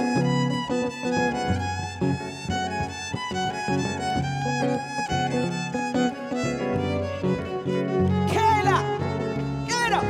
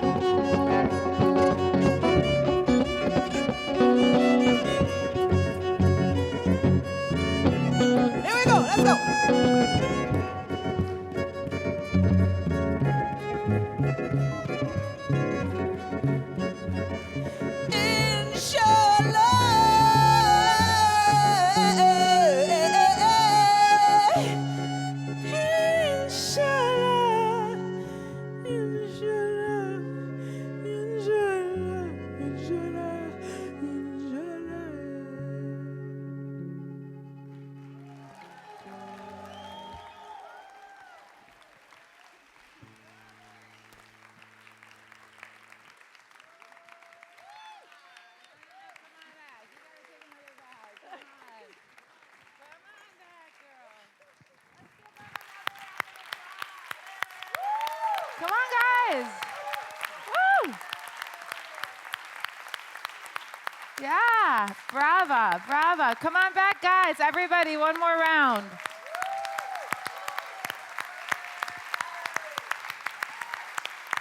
Take a bow. Yeah.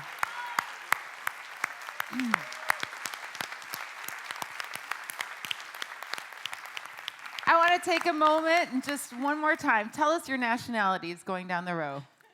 I'm from Wisconsin. Haitian?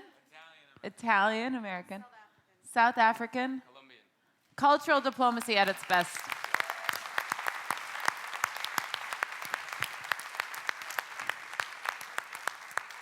And if I may, just before we release you, I want to give a big thank you to a member of my team that has been invaluable. All of my team has been incredible, and I hope to introduce you to each of them.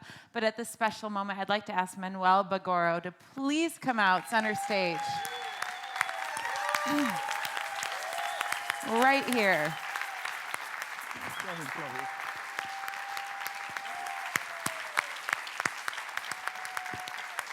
Manuel is the man responsible for helping make all of these performances happen, as is all of my team, and in particular, he's coordinated this one. Thank you all so much.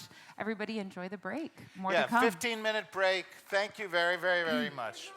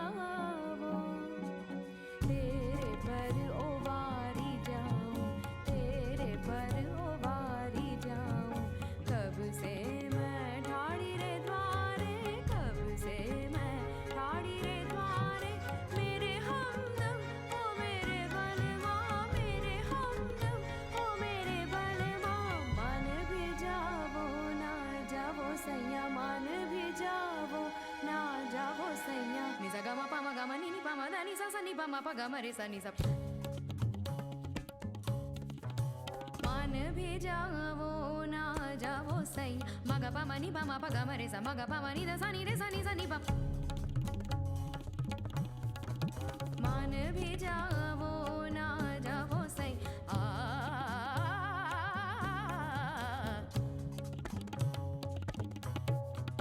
मान भी जावो ना जावो सही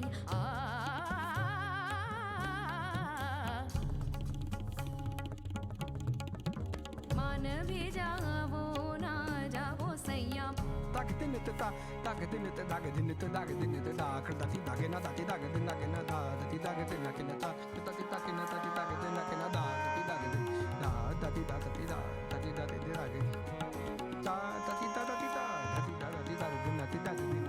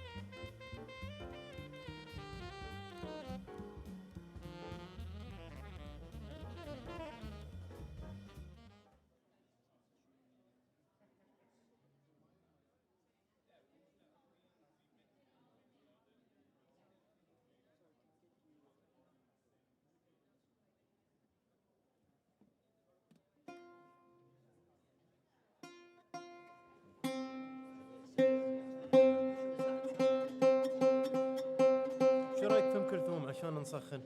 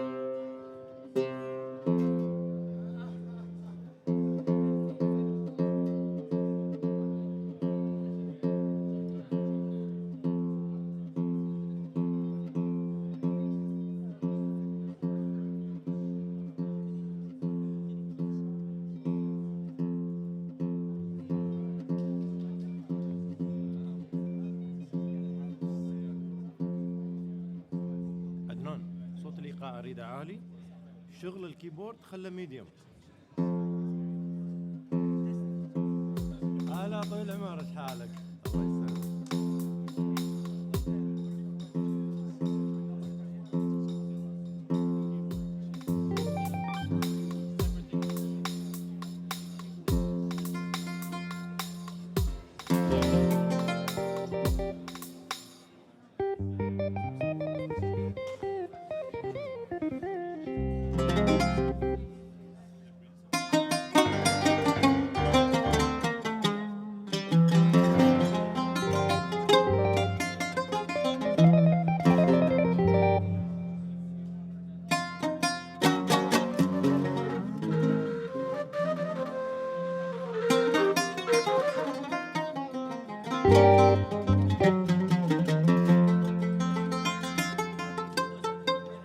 طبيعي.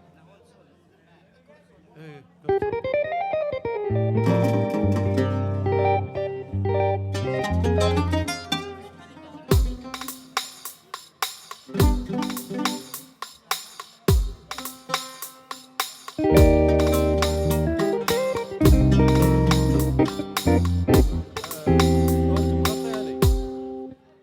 حمل اذا غطى علي كلش وين راح ترى. الايقاع حلو الاورج.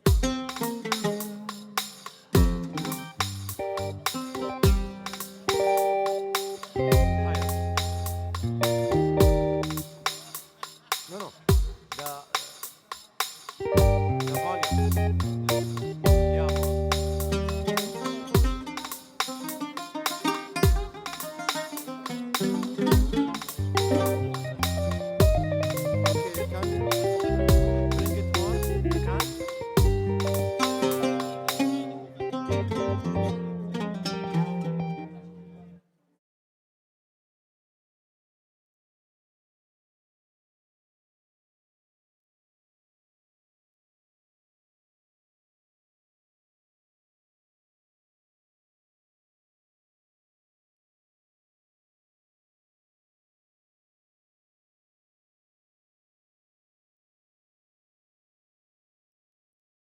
More volume. Bring it nearby. Make this down, more down. Bring this here.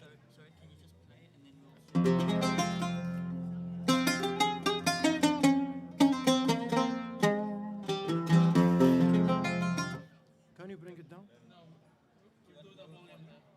No, I want more volume. Sir, just keep on playing. We're gonna play with the gain.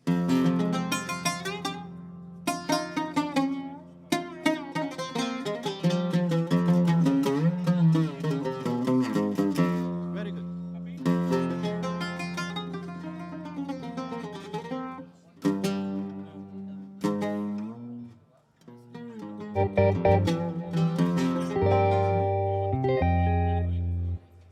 Just to speech.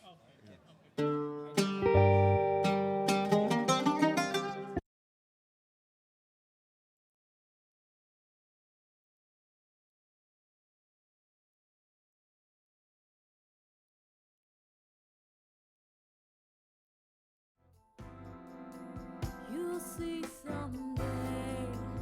I know I'm coming back to you.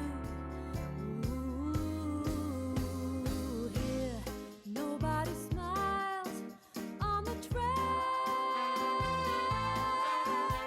Here nobody ever prays for rain.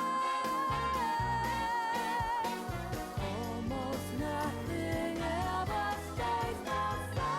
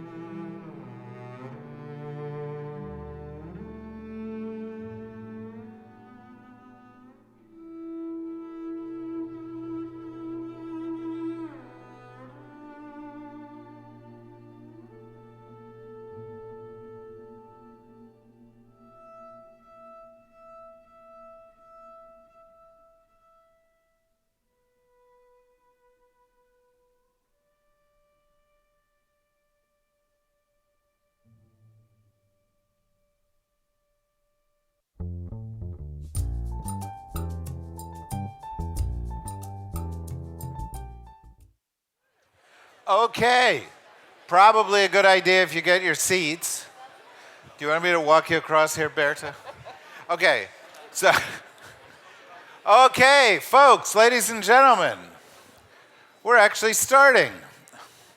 I didn't mean to interrupt your conversation.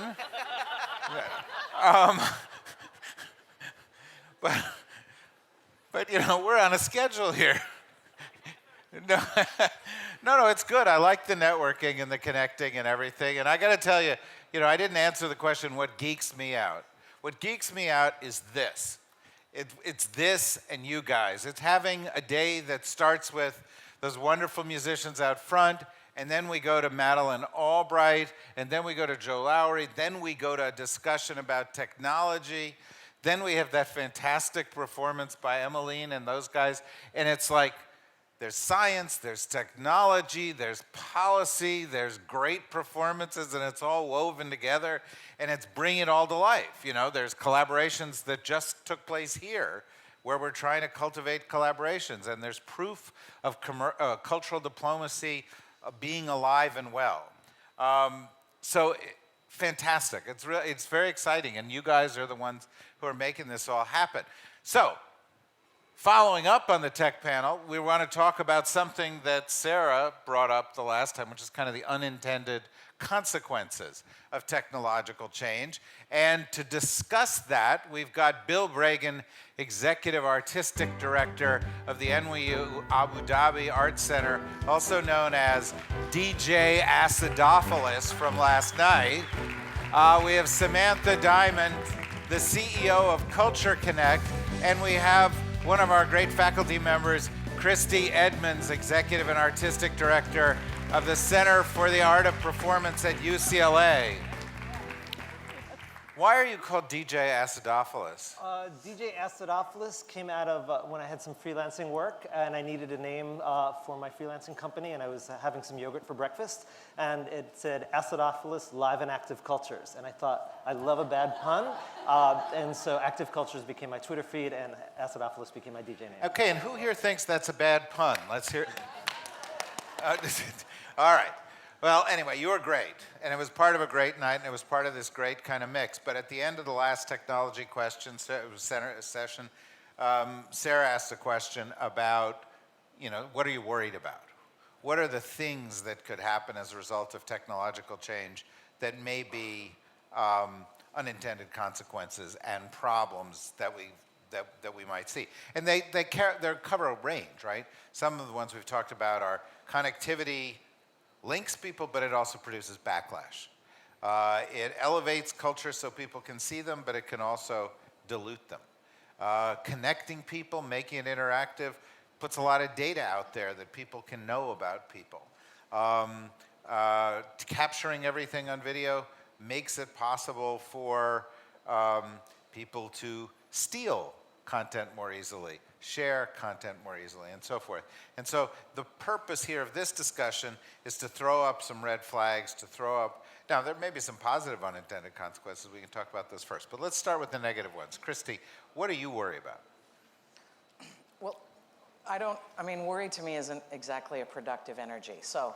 Well, what is a productive, help us. So, I guess, you know, in relation to kind of framing it, I think that the tendency tends to be that when something new arrives and it has a great deal of momentum, that sometimes the focus of the human beings around it seek to have it be like in a superior position. So when I think about all of the proliferation around technologies, it's not about a replacement strategy for other things. It's about unique ways of harnessing the tapestry of multiple forms of knowledge. Well, that's pretty positive. Samantha, what worries you? You guys do, tell a little bit what you do, because I don't know if everybody knows, but you use technology with museums, right? Museums, that's right. So I work with museums to create digital learning experiences in the galleries and to engage global audiences that might never make it through the museum doors. So I'm very optimistic on the power of technology to embolden and empower museums in an educational context. But one thing that in this, you know, it's a relatively new thing in the museum interpretation world. And we've seen that sometimes the technology can get in the way of the real star of the show, which is the artwork or the objects. So in our practice, we have a strong design philosophy about the technology being kind of minimalist and really facilitating the learning and not taking over the museum experience. But you talk about the museum experience. Let's just tease that one out a little bit. I was at one of these TED Talks, and somebody got up and said, oh, we can save all the art in the world, and we can put it on a computer, and we can represent it in such incredible detail that you would actually be able to see texture, and in further discussion I heard you could actually feel the texture of the art in a way you couldn't at a museum. You know, I mean, Joe Lowry's song about snapping pictures of the Mona Lisa's behind glass. Yeah. There's 400 people in front of her. It's not a great experience. Do you worry that having the technology may eliminate the museum experience? Not at all. I don't see these things as sort of adversarial. I think of them as cumulative and additive. I think about a book and reading a book and that experience, and then there's an adaptation of it into a movie. These things are two distinct experiences that offer something very unique, and I think nothing will replace being in a gallery, looking at artwork, being close to a real object. I think the technology just offers an opportunity for deeper learning. Perhaps you're looking at an artwork and the museum only has a certain amount of artworks on display at any given time, but they have a vast collection. Digital technology gives an opportunity to say, hey, here's other artworks in our collection that are related to this. So it's about deepening the experience and deepening engagement, not replacing the physical experience. So, Bill, you know, you're here, you're running this NYU Abu Dhabi Arts Center. There's a lot of technology going on here, and you deal with artists who are exposed to it. What are the concerns that you've got about unintended consequences? Well, again, I think I am more optimistic than pessimistic about that. We need another panel. Could we just get some people here a little bit more pessimistic? But the panel wasn't the unintended negative consequences, no, that's right? True. That's true. And I think that what I see is that emphasis on connectivity. I think it's still a very early phase, and it's an explorative phase where it's the black and white TV portion where people are taking stage shows and sticking them on a screen and figuring out what the expressive power is. And I think what's very exciting right now is when people are looking at virtual reality and gaming and interactive video and using it not just as a novelty, but as something to enhance the expressive power of their work. And that's what I see. But I also think right now there is a point where it's just the fact that, oh, we're using this technology, come see the work, and then you see the work. And I've seen a lot of augmented reality pieces, for example, where the work itself doesn't yet live up to Is that the happening future here promise. in Abu Dhabi? It's starting to happen, although these are pieces that I've seen all over the world. But I mean, I'm just trying to get the sense of, is there innovation going on around these kind of issues right here? There's a lot. Of course, at NYU Abu Dhabi, we've got an interactive media department that we're working very closely with. We also work closely with our engineering design studio. And when we bring artists to campus, we're also bringing them to speak to the engineering students and really looking at those points of intersection. But it's also happening. Abu Dhabi Art, for example, has been bringing interactive media pieces as part of the art fair each year. So it's happening all throughout the city or throughout the country. Okay. So now, you know, you're in LA and all this stuff is supposed to be happening out there in LA, and I think that it is. In fact, my own 2 cents is that LA has kind of become the creative capital of the US again. You know, it's there's a lot of cool stuff going on there. When you talk about the positive unintended consequences of technology, what are you seeing? What are the surprises that artists are encountering as they start exploring these technologies? Well, I mean, art as a practitioner and as a receiver, art is a way of knowing, right? So when you take that way of knowing and you're exploring it through the different kind of technological applications, to me what happens is the result starts to ground something into perspective. And that's where I gain my most optimism. An artist gives profound perspective to the tools of a time and the ability to take the songlines of the day and put them into a theatric, whatever the context is, but the metaphor of a songline of the time, and put it into the technology. It overrides for me the other part of my experience. And what it does is it overrides it from how technology pressurizes us towards ongoing efficiencies. And efficiencies in speed, and efficiencies in doing things also create lots of pressure. We have to learn more and more and more unique ways to be efficient, when actually the long linger and the long, unknowable outcome is the genesis that an artist is going to take something on. So when they leave the crumb trail of perspective within technology, I then feel a way of belonging. And can you give a specific example of a sort of an artist's encounter with technology that has led to an unexpected place? Sure. I mean, I can talk about two in very different ways. One of them is Ryoji Ikeda, who's an astonishing composer, maker, electronic musician, and like video installation artist. He uses binary code in every single thing that he does. And essentially what he does is he takes the data, massive volumes of data, and he repurposes the poetic inside of the infinite space between 0 and 1. And he makes these extraordinarily grand projections that make you feel, in one way or another, a poetic connection back to entire universes. And he uses these mediums. This is his form. This is his craft. But he does it to repurpose meaning. It's the presence of meaning that sits in it. And so that's one. Another is, Laurie Anderson. Laurie Anderson's one of our great kind of mavericks in utilizing lots of different kinds of technologies, from exploring nanotechnology to the way she manipulates her instruments, and so on and so forth. But I think with both of them and with... She also recently did a concert entirely for dogs, which I thought was... Yes, it was spectacular. It was spectacular. But and most of what she does... dogs loved that. Yeah, but I think you're trying to take the piss out of Laurie Anderson right now. No. No, in fact, I was... Just careful. No, I worship the ground she walks on. Don't get me wrong. And I'm glad she's come up. I thought, with Lou Reed earlier, we... Sure. But again, I mean, artists use multiple kinds of tools and multiple crafts. It's not just a single, monochromatic gesture towards technology, but really how does a tool enhance and expand the capacity of perspective, wisdom in the pursuit of form, to give back to us in a way that keeps us awake to the life that we're living.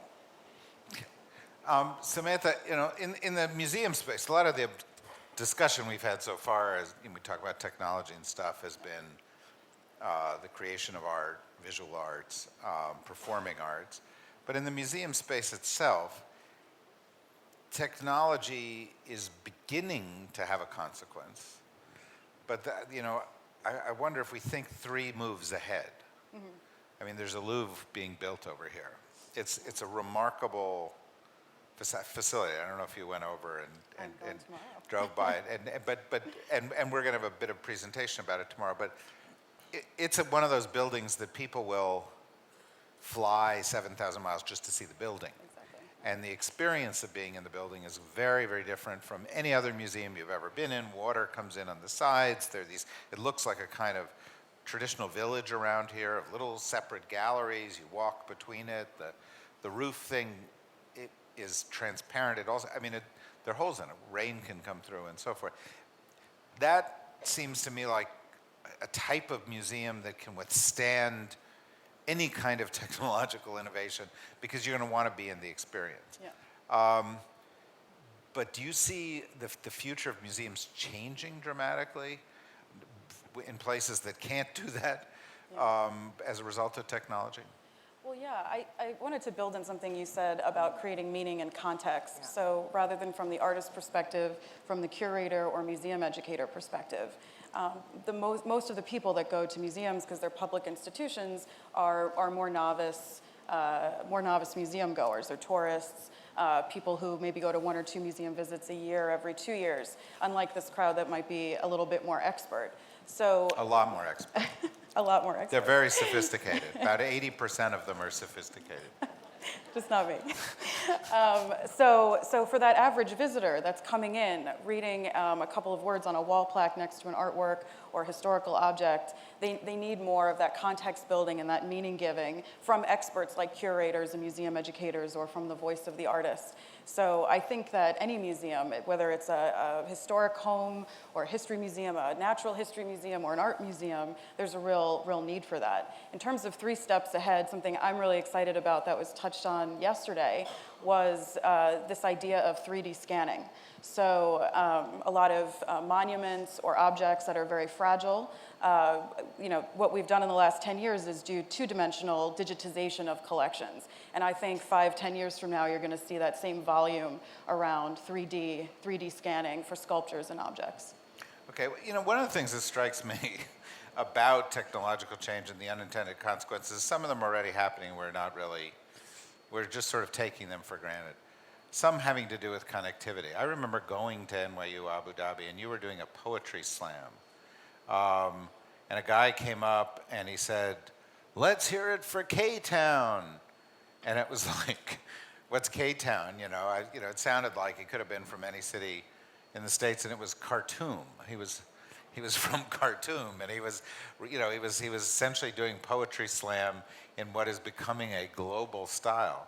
And it seems to me that one of, we call it globalization, but the pace by which some of these new technologies are connecting to places that have never had it before is going to produce a kind of incredible shock, and which could be very positive. It could be a variety of different things. Are you seeing that happening too?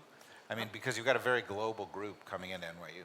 Yeah, I'm seeing it happen, and we do take it for granted because we've got incredibly powerful computers in our pockets and our pocketbooks, right? And so we've got computers that are also databases that have changed the way we think. They've made us more self-reflective, and we're able to now share it in real time. We had a group of a Zanzibari Tarab ensemble performing at a conference at NYU a couple of weeks ago, and they played to a small crowd, mostly of the conference goers. I live streamed it and tagged the musicians, and within the matter of about a day, about 2,000 people, mostly in Zanzibar, had watched the show. And we were able to reach an exponentially larger audience through that live stream than we ever could have in the actual space. And then started to get people to recognize the level of artistry, but also the fact that this conference about cultural heritage was happening in Abu Dhabi at that time. Well, and it's a force multiplier. I mean, we're live streaming things, and we put them out on the web, and you put them out on YouTube, and they live forever. And one-off ephemeral things all of a sudden become sources of enduring content. And that's kind of, by the way, that's an unintended consequence too. I've talked to Carla, who's a singer, and she'll say if she goes to a birthday party and sings happy birthday, and somebody videos it and posts it on the web, and then somebody's looking at her for a part, and the first thing that pops up is singing at a birthday party. That's also not,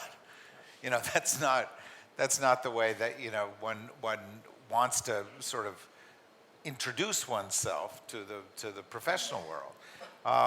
And so it works in many ways. Does the speed of change produce some of these unintended consequences in your mind, Kristen? Sure.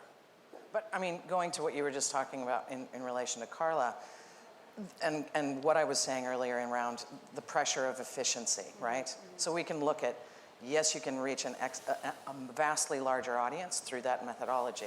But one of the things we're studying at the Center for the Art of Performance with neuroscientists and choreographers and dancers specifically is also what's happening to our cells when you're in a live experience. The live experience is going to do something very different to your mirror cells, to your cognitive empathy, to all of this other sense of it that you can't replicate in a mediated experience. So the objective is not to have that efficiency, because you can reach more, replace the intimacy of the live exchange of human beings. That's interesting. I want to open it up to questions now, because there were so many questions before, and I think we've got 8 or 9 minutes here. So let me go. First of all, I skipped over you the last time. Did you want to ask them a question? No, you're not interested in them? Okay. Thank you. Because we could move on to another panel very quickly here. I just want you to stay interested. Okay. Hi, my name is Ravinder, and since this morning, I have been that one name, Alvin Toffler's Future Shock, has been coming to my mind again and again, because what we are talking here, I think he said it many years ago. one thing that the technology is doing is accessible. You have to work hard. A person became professor after doing a lot of research, a lot of studies. But now he can sit on the Google and type something and get entire knowledge accessible to him in 5 minutes. What previously people used to work very hard to acquire that knowledge. Number one. Number two, will it destroy, this technology will destroy the beauty of a live performance eventually, maybe after 10 years, not now, but maybe after 10 years. And a Kindle can never replace the experience of holding a book in your hand, the fragrance of that book. Are we killing those joys of our lives? Well, I don't know. My Kindle smells great, but go. I wouldn't frame it in terms of killing joys. But I do, in fact, talking about Los Angeles, there's Google, a variety of other things that are there, and I have often intersected and done work with them. And one of the things that I will say to them is, to who did we used to ask our questions before Google? And it was the process of seeking through others the information that you were looking for from your doctor. You know, you don't Google up, what do I do about my sore throat? You're actually going. So the question is really to remember that when we only posit the questions around knowledge to the efficiency of the response of an incredible, miraculous thing, Google, to whom did we used to ask that? And it was a process of asking many across the journey of seeking things, including a stranger that you're standing next to on a street to find your way, as opposed to maps. And there's something about the release towards the implicit trust of another and what happens to you in the pursuit of that, where you're interacting in a way that puts it into an embodied life, which is different than the efficiency of Google. So I don't think it's that it eradicates joy, but it's the remembrance that you're operating in a different way when you ask the question to Google than when you're asking the person next to you that you've never met, that you risk the possibility of your vulnerability to be directed somewhere else. Well, I assume that holds true in museums as well, because when you would go to a museum, you would encounter art you didn't expect. Yeah. You would be guided by the curator. You would have a set of experiences. Just like if you go to the record store, instead of buying on Amazon, you browse. You've made the trouble. You know, geography has sort of put you there. It's hard to get out of there. You browse and you discover new things. And do you think we're losing the process of discovery? Well, I think that my philosophy around why I founded a company and work specifically with museums is to strengthen this institution. So in addition to individuals and talking to your neighbor and talking to your doctor, also looking towards one of the most credible and authoritative institutions is museums. They're not perfect, but the public views them as a very credible and authoritative resource. But again, you know, I wouldn't, if we walked away from the sort of discussion of technology and the arts, I would hope that we challenge ourselves not to think of these things in conflict with each other. Sure, there are negative consequences and things that have to be looked at again and regulated, but if we approach it in more collaboratively instead of adversarially, I think we could see real opportunity. Well, you know, I have to say, though, I go back to Liz Lehrman's, you know, this thing. Yeah, exactly. Which is, you know, we have to be able to see both, right? Yep. And understand both. I'm Morocco, and I'd like to share with you a very amazing example of the impact of the TV on the social issues.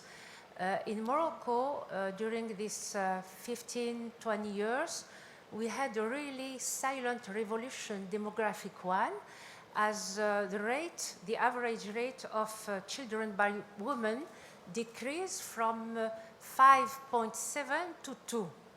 It's a huge revolution, demographic one. It means a lot for women because now they are more free, they have less children, and very serious studies show us that maybe the impact was thanks to the TV and was thanks to this Mexican series.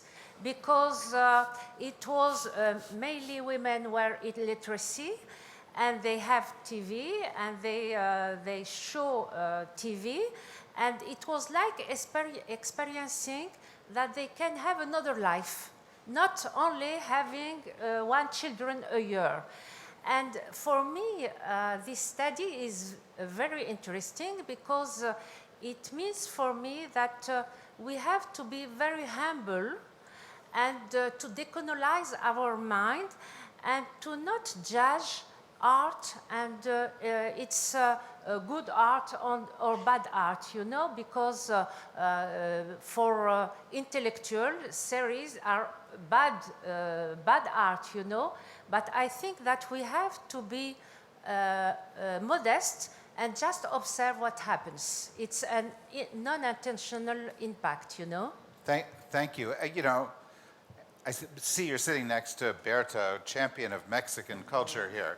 And I'm sure she's very pleased to know that telenovelas are responsible for reducing the population of Morocco by 60%.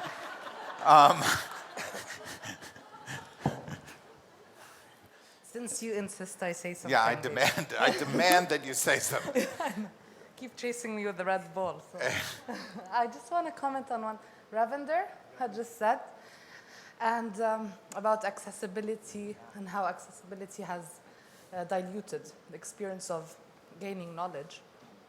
I don't know how you feel about this, but I feel like the different form of accessibility has changed the knowledge form itself from, you know, disciplines and being experts at certain disciplines where, because it's accessible in a network that is hard to reach, you tend to have a knowledge in a subject that is huddled, let's say, in the way you can reach it. Whereas now, because of this accessibility, there are new knowledge forms emerging that are more multidisciplinary.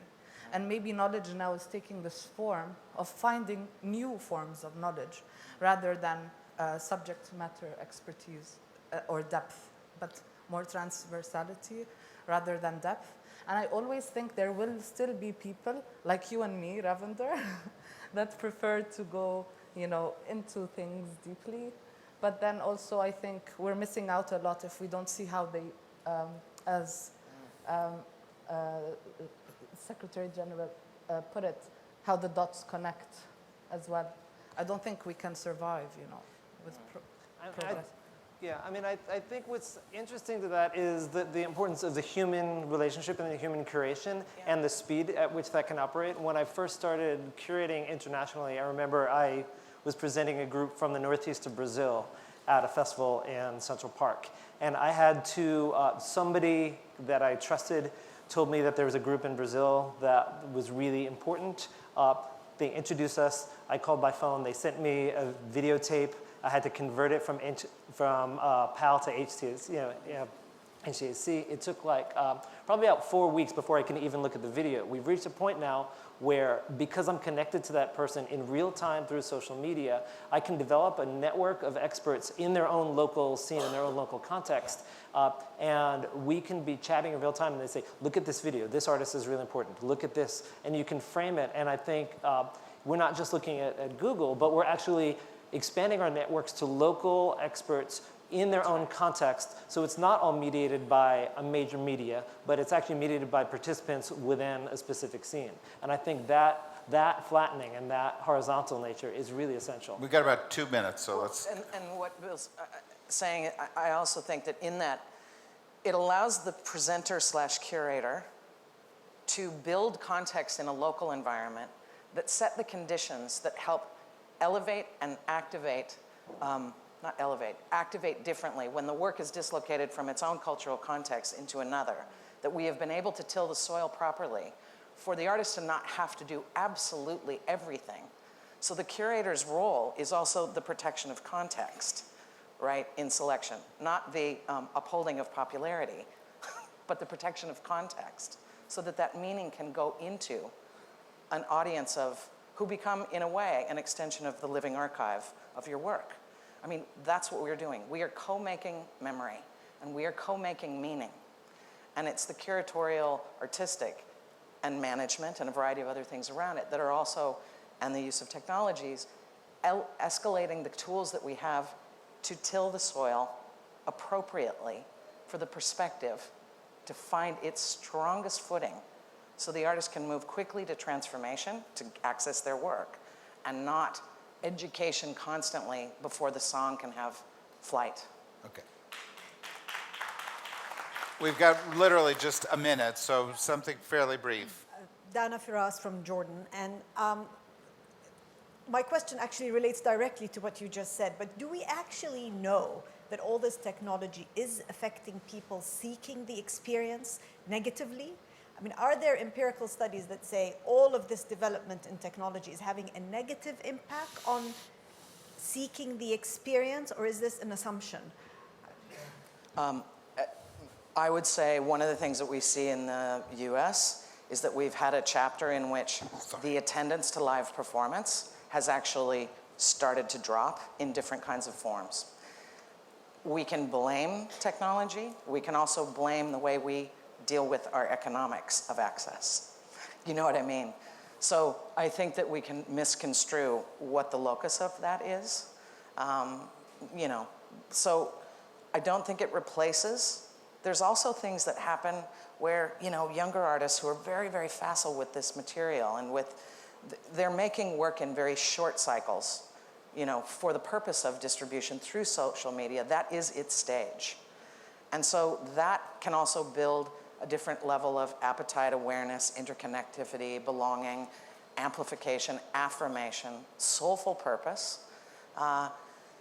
So I don't think it's not a disaster, but the cycle that we tend to be with live performance anyway, if we blame technology, social media, and distribution as a replacement system for the live performance, we are ameliorating ourselves from looking at how we have screwed with the economics. Okay. We overprice or underprice or do these kinds of things to create data, and that creates a skewing more than the audience. I don't want to sell short the next panel. This is very interesting, and they're going to follow in it very, very briefly. Just one comment regarding the impact that culture sometimes plays in a negative way for the ecology. I just give one, and how technology can solve that. Just one point, that in any given day in the world, there are about 6 to 8 Western classical orchestras that are traveling in by plane, half of an Airbus 330, putting an enormous carbon footprint on the Earth. Technology has now given the possibility that orchestras can do live streaming, what I would call electronic resonancies, bridging gaps through technology and bringing concerts to other parts of the world without doing damage to our ecology. Okay, that's very interesting. We haven't beheaded you twice. It was very close, but you're okay. All right. This is a great panel. These are great discussions. I see in you a lot of interest in these technological discussions. We've got another one coming up. I hope you guys will stick around, and we'll keep the conversation going. Please join me in thanking this panel.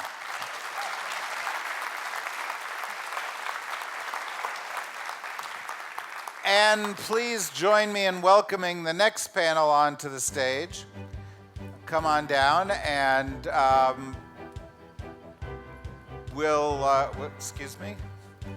So we have Princess Alia Al-Sanusi, who is the chair of the Tate Young Patrons Board and an advisor to Art Basel.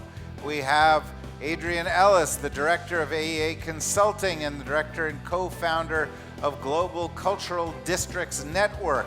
And we have Safe back, who gave you all the clothes yesterday. So, everybody's up against it with Safe here, unless somebody else is donating something to everybody. And Deborah Rutter, the president of the John F. Kennedy Center for the Performing Arts. And our subject is small, the future of culture. But of course, we have 30 minutes, so I'm sure we'll cover a lot of ground. But as we look at the future of culture, the question is, where does it take us? And I'm particularly interested in what are the surprises that we have in store? What are the twists that we might not expect? Let me start with you, Saif. What are you thinking about? It's a very broad question. Thank you for I know giving you've me thought the- about it, so Sure.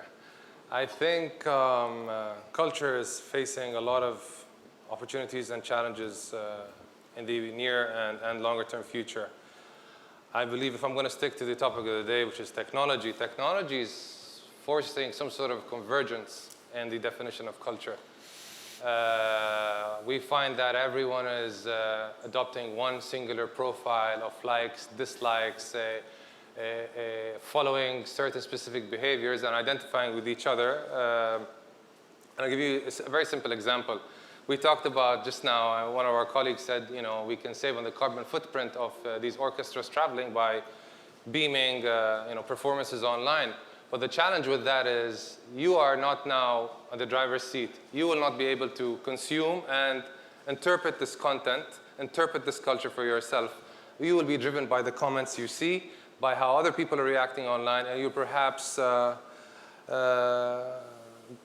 be a victim of negative interpretations of such culture. It's a personal opinion. So there are challenges, but technology, and I'm sure today we're going to talk about that, also presents a lot of solutions and opportunities. Alia, you're advising the Tate. You're a part of their young advisory board, so presumably the focus is on the future. Absolutely. And what as you do, and I'm tempted to ask a very similar question here to Deborah, which is, as you imagine an institution like that in 2030, how is it different from the institution today? Well, exactly this idea about, how does one control the message on social media? And I've only recently embraced the fact that I'm a millennial, because I always thought, oh. Have you resisted it? I have. You just didn't want to admit I'm not on social media. I have no Instagram, no Facebook, no Twitter. So, this is kind of incredible for me to see just how, connected people are in real time constantly. Somebody tweet something about Alia up there, so it introduces her to the 21st century. But I don't deny that it's an extremely important way of communicating. And I mean, even for us with the Tate Young Patrons, it has been a struggle to try to explain to the Tate, because the Tate is a government institution. I mean, the director is government appointed, the board is government appointed. I mean, I'm sure, as Adrian being a Londoner is also well aware that the Tate functions in a very different way. So when we try to control the message about the Tate Young Patrons, and I'm like, please, can we have our own Instagram account? I know we have tons of the young patrons who really would love to be involved. They're very resistant to that. It's only maybe a hashtag. So this idea of, how does an institution control that? Well, on the other hand, I've, kind of recently begun doing things with LACMA, the Los Angeles County Museum of Art, who have completely, on the opposite side, embraced, we had, video live streaming of the Patrons event that we just recently did during Art Basel Hong Kong. We have a video that's being sent out to everybody who attended the event. So to see the two ways, and I'm sure, Deborah is very kind of aware of also, like, just these multiple ways in which institutions try to, embrace modernity, but also maintain their heritage. And I mean, the Tate as being incredibly bureaucratic, but also wholly innovative with their the new rehang of the collection. So, I mean, it's always this kind of very tenuous balance. Well, I don't know if you've formally done this, but you must have thought, what does the Kennedy Center, one of the most important performing arts centers in the world, look like in 2030? How is it different from what it looks like today? If I may, I'll start a little bit back on the question that you offered to them, and then talk about it as it relates to this, because it's the same. Because you live in Washington, and that's exactly what I expect, is that you will answer the question you want to answer. We all learned it, didn't we? I have a fundamental belief that what brings us all together, and the reason we're here, sitting in a room together, as opposed to all sort of wired in and watching each other from our home or our office, is that nothing replaces the live experience. And so whether you are looking at the real art or in the room with the performers, dance, theater, music, whatever it is, the live experience is what is really transcendental. That is the most important part of what we call culture. It's about being together. Even reading a book, which is culture, it's about going someplace real time, your imagination. For me, technology is really critical because it helps bring people in. It connects us. It tells the story that doesn't get told in other ways. And so we have significantly ramped up our technology and our Facebook and our Twitter and our Instagram and all of the Facebook Live and live streaming and all of that. And all that it has done is increase the number of people who come into the building and experience the live moment. And so that, for me, is why technology is really critical. For me, therefore, we will continue to advance that as much as we possibly can. I had a really interesting anecdote, which was around the sharing of the streaming of the Chicago Symphony. It was before I went to the Kennedy Center. And I got a true love letter from a woman in Moscow, Idaho. And she was talking about how she had reconnected with her father, who loved the Verdi Requiem, and that the stream that the Chicago Symphony had put out on the internet was so powerful for her because she could never see the Verdi Requiem because she didn't live anywhere near a live performance. And this was as close to a live performance as she could get. So the technology can help advance the live experience, and it can enhance what you're doing to bring people in. It can tell your story. It can keep you from having to travel around the world, but there's nothing like the live experience. Nothing like the live experience. And for the National Symphony Orchestra to have been in Moscow for Slava's 90th birthday, playing Shostakovich, no experience like that for the Russians or the Americans. So the live experience is what is so important. In the future, for the Kennedy Center, I see more of the same, but it's a little bit different. I see us expanding what we offer and how we offer it, because I think we've lived in silos too long. For those of you who know anything about the Kennedy Center, you know that we have had little pods. I believe we wipe out the pods and it's one big mashup, and that we see art taking place in a lot of different ways, just the way we've seen it here in the performances here. Do you see those kind of changes with the institutions you're dealing with? I do. I see, I'm a bit like Dr. Albright. I'm an optimist, but I'm also a sort of a worrier.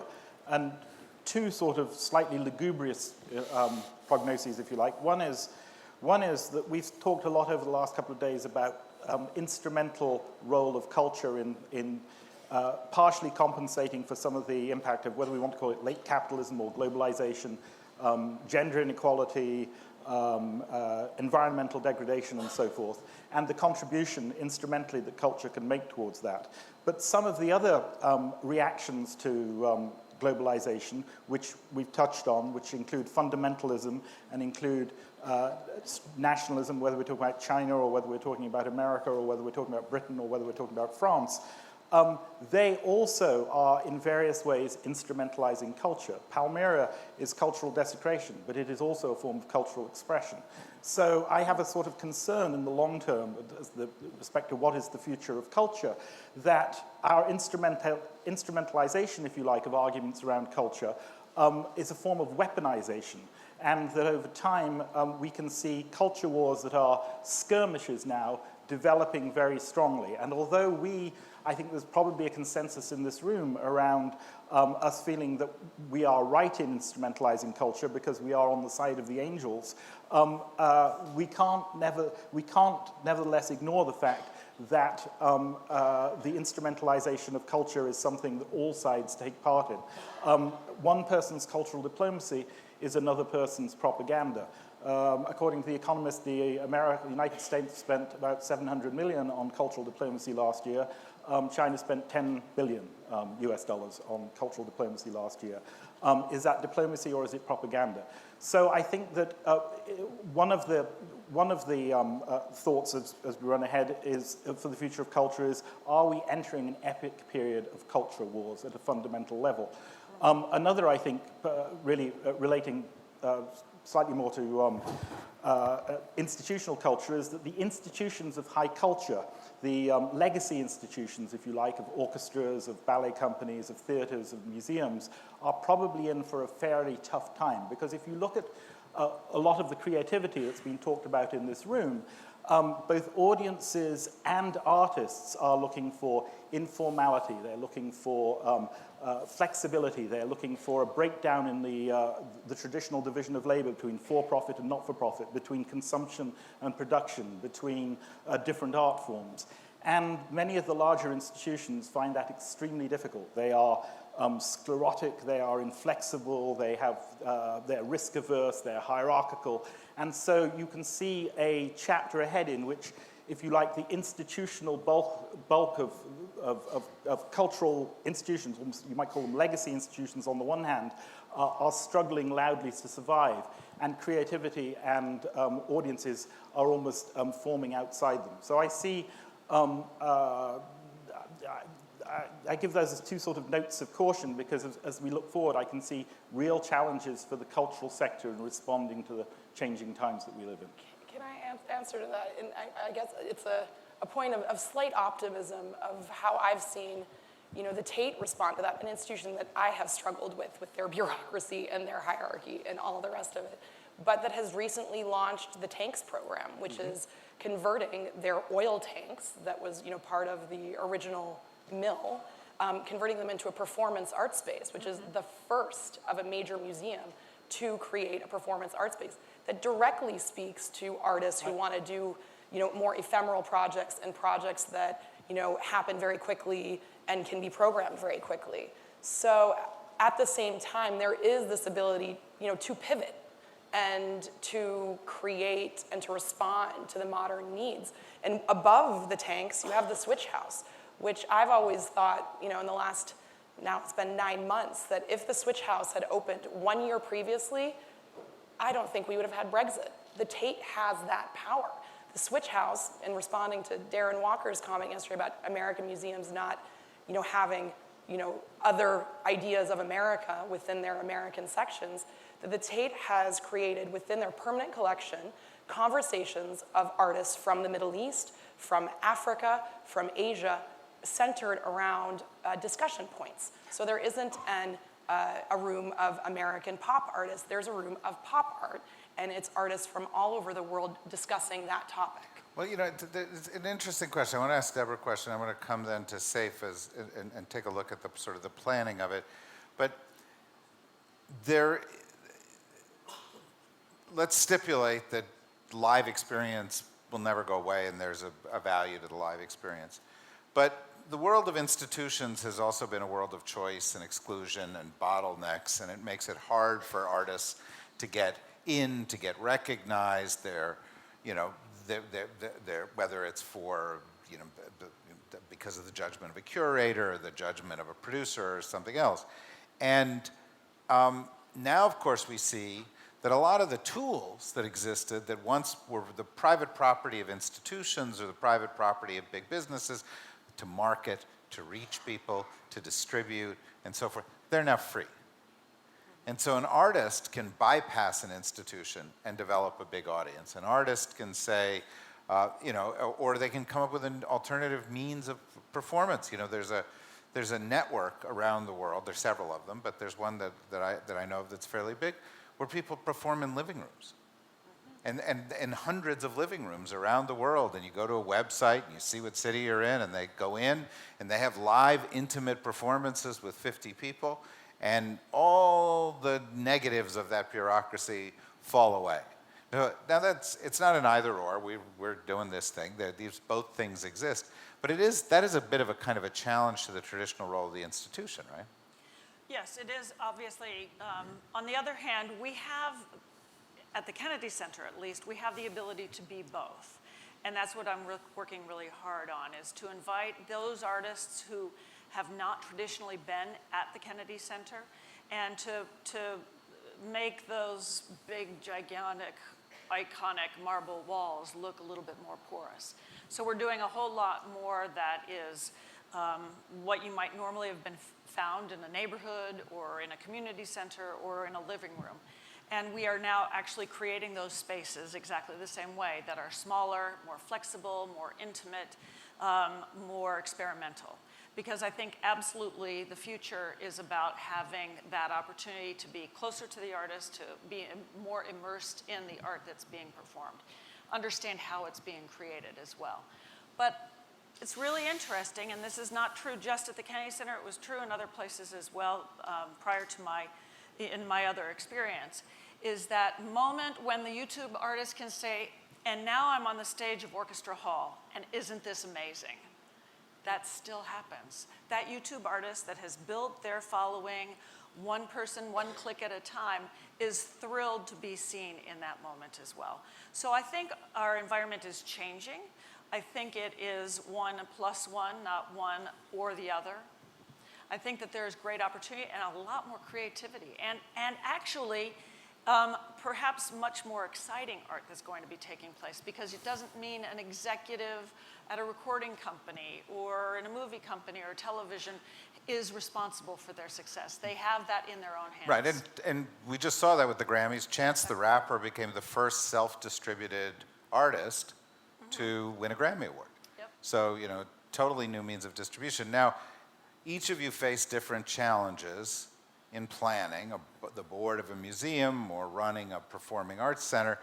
Governments also face these kind of challenges, because when you in an organization like TCA are planning out, you've got a Louvre opening here, maybe a few years later there's a Guggenheim opening, you're opening the Zayed Museum, Saadiyat is growing, and the current plan is going to reach fruition, 10 years from now in a different cultural environment.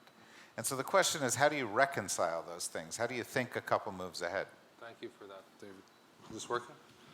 Can I take a minute to just maybe tell the audience what TCA does? Of course. Sure. So we're the Tourism and Culture Authority. And we handle 3 big sort of sectors. We handle the tourism sector as a policy setter and a regulator. We work in the culture sector. And we also oversee the libraries, the public libraries in the Emirate of Abu Dhabi. For the purpose of this discussion, I'll just give you a very high-level brief on what we do in the cultural sector. First and foremost, we preserve, we protect our cultural heritage. And that means the intangible stuff, like the performing art you saw today. So we keep that alive by having these events take place. We document it. We would use technology to beam it across the world and so on and so forth. The gastronomy. We have the restaurants, like the beautiful restaurant you went to when you first started discussing the summit.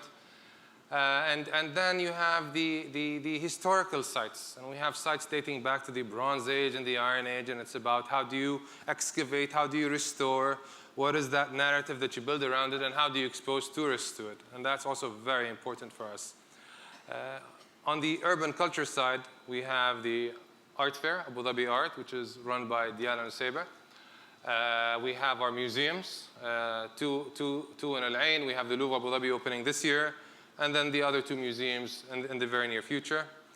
And then we work on also various sort of global initiatives, such as the International Conference for Protection of Heritage and Antiquities, which we co-chaired with France, and we raised a lot of money to do this, and where technology can also play a role, and so on and so forth. What are the challenges we face? No, but you forgot the thing you're most proud of. The summit. Culture Summit, yeah, exactly. Of course.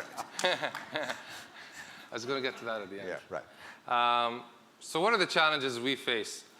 I think I can't summarize them in a few sentences, but I'll first start with a challenge that is facing the cultural sector all over the world, and I think I can also see hints of that in what my colleagues just said. It's funding.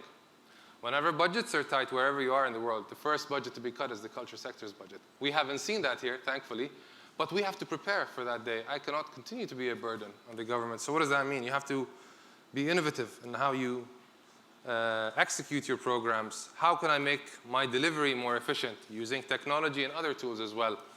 How can I raise funds from benefactors? What are the priorities of people who are interested in being patrons of the culture and arts, and how can I address them?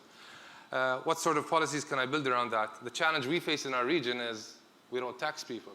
So I can't offer you credits in return for donations to the cultural sector. So it's an even bigger challenge for us here in a sense. So that is one of the challenges. For us, It's about preparing an audience. It's about changing mindsets, cultural mindsets.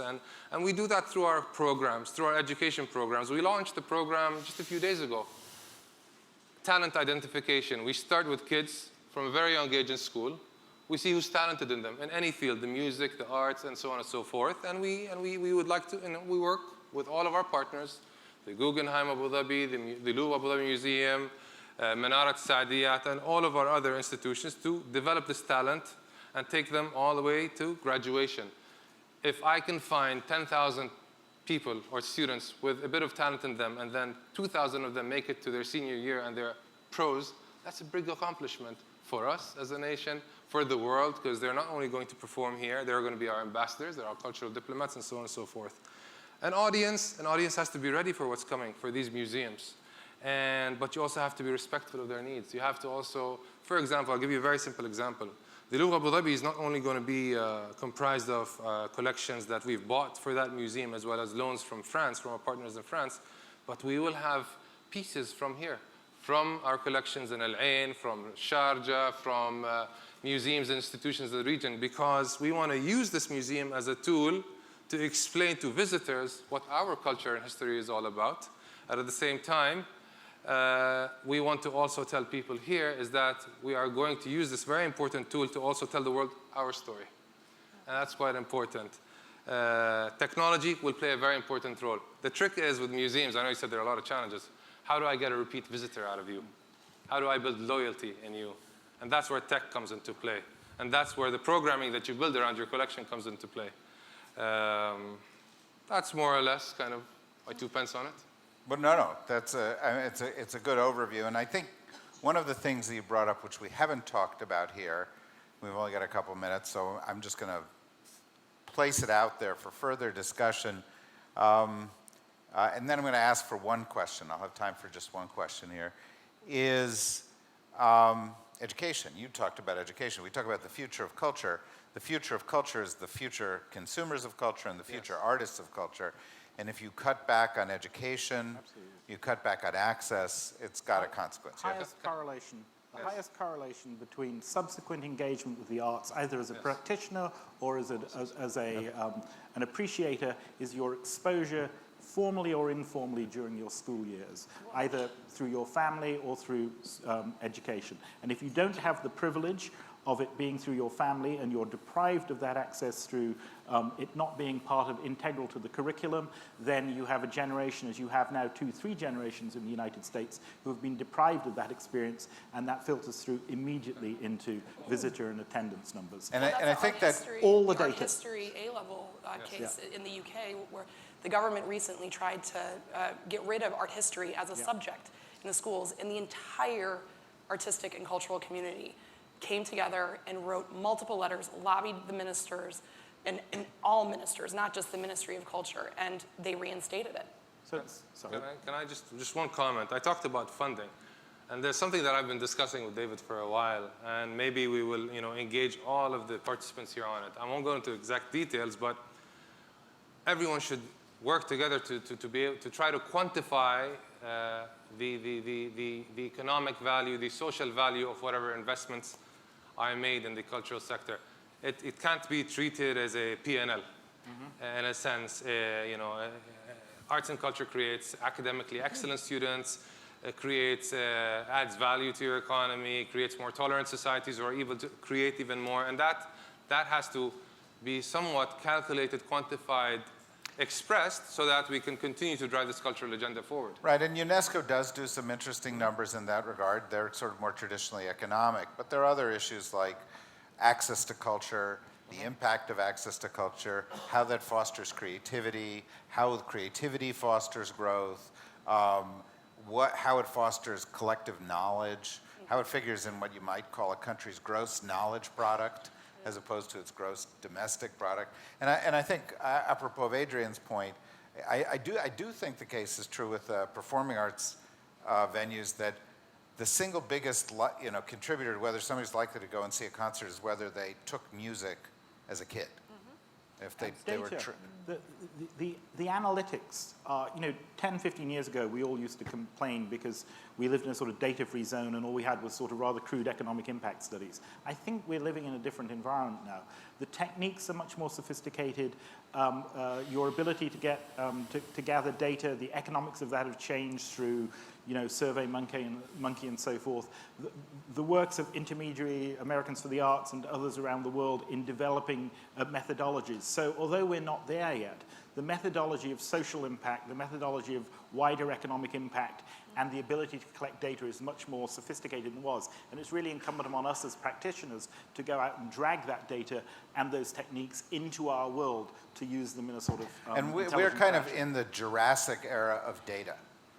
Right? We're about to enter the big data era. When you enter an era in which there are 50 billion devices on the internet, 10 or 12 of them are connected to you. Those devices are going to know when you wake up, what you're eating, what you're listening to, how long you listen to what you're listening to, when you turn it off, what are you buying, what are the patterns, et cetera, et cetera.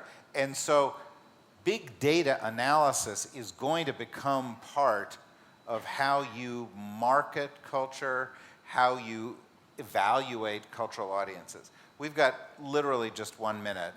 It'll be less than a minute. Okay. I'm a Cuban-American composer and conductor living in England, and I'm a performer, and I record. And I want to introduce a word that I only heard once, and it's vibes. And by vibes, I mean energy. And there is a level of energy that is communicated in a live performance that no matter how good you're streaming, no matter how good your video, it'll never be the same. And once you realize what you gain, you keep on going. No, that's undoubtedly true. But I do think, as I was listening to some of this conversation, another thing that strikes me is there's different kinds of vibes. And if you're a kid and you're in high school and somebody says to you, hey, you got to go and watch this, or they tweet it to you, and then other kids tweet it to you, and by the end of the night, everybody in your high school has seen it 10 times, that's a different energy. And you have to recognize that energy has a certain kind of psychic and social power, just like the energy in the room. We got to figure out how to harness this. I wish we could keep going on this conversation. I hope this conversation informs the workshop discussions. I hope this conversation informs future culture summits, and we talk about some of these ideas, translating them into action. We've got one more really great performance by a local Emirati star, and so what I'd like to ask you to do is to join me in thanking this crowd, this group for a great performance, and then Carla will come down and introduce the performer. So join me in thanking them. Thank you. Thank you very much. It was excellent. Thanks. That was great.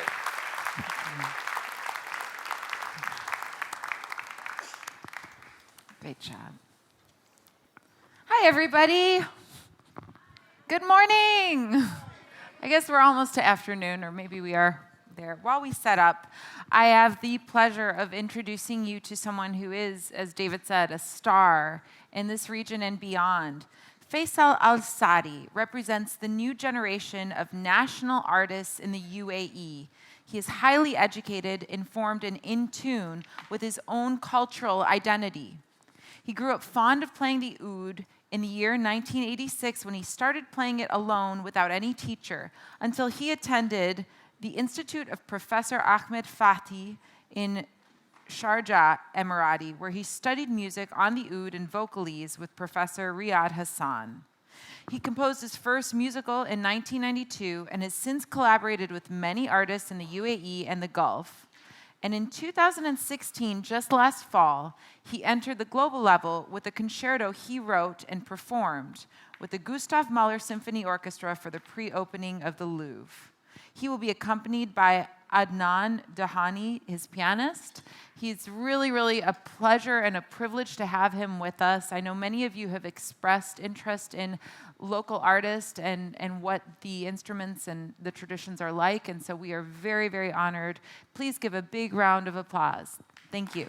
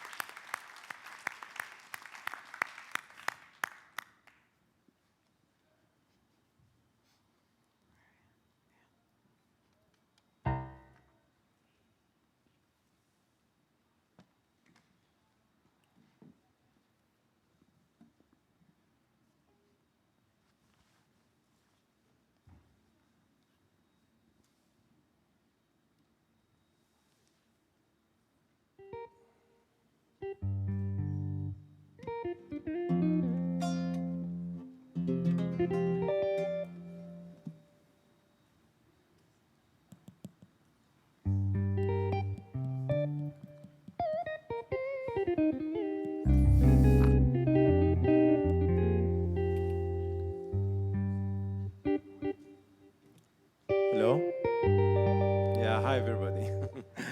Yeah, really happy to be with you. So I tried to prepare a program which is representing culture exchange. So it's a small program, but I wish it will give the result what I want, which is helping the summit theme. So I will start the first piece. It's a variation from Kulthum music.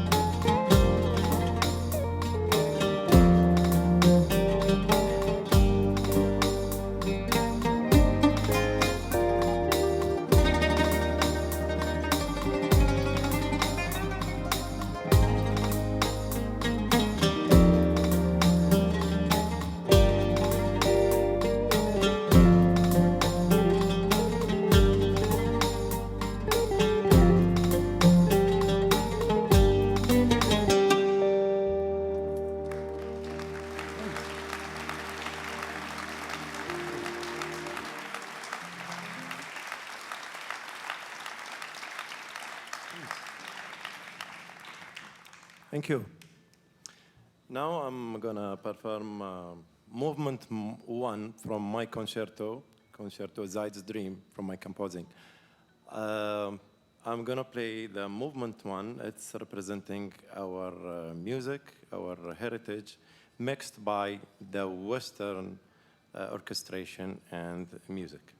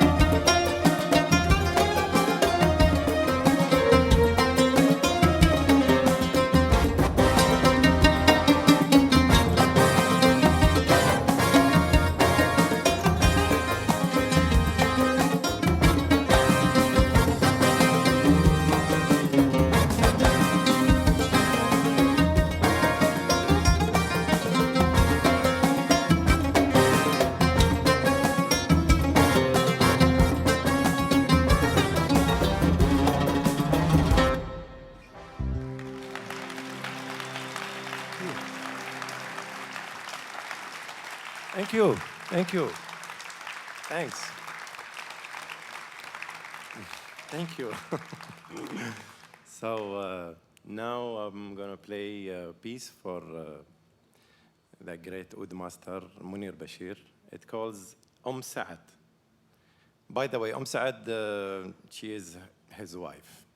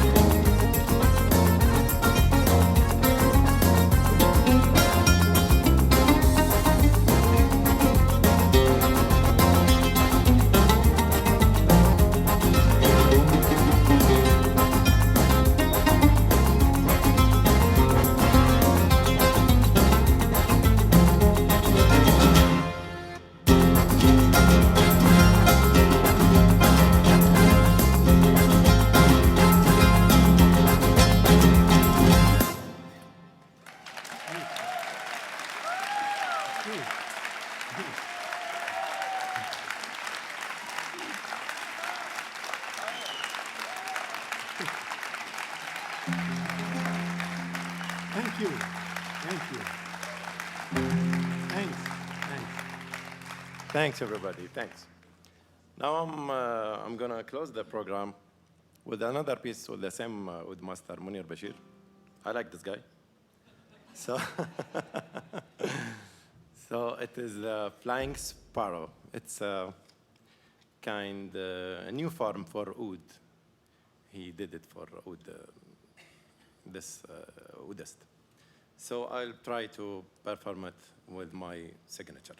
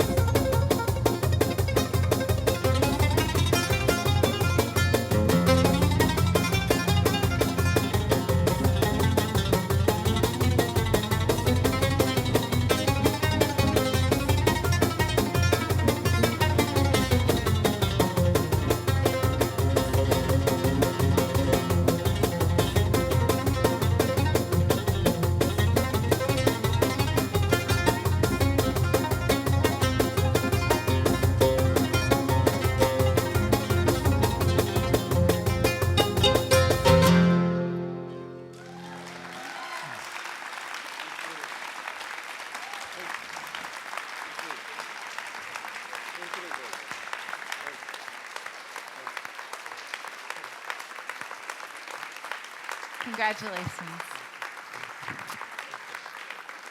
Let's give him a round of applause. Fantastic. Thank you.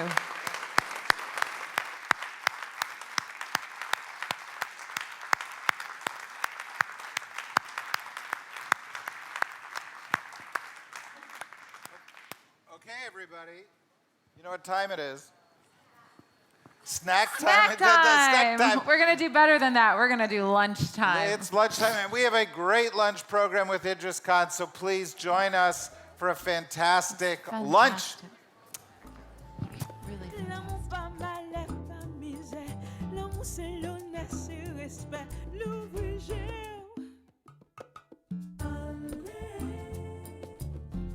Oui, c'est la vie ou sauver.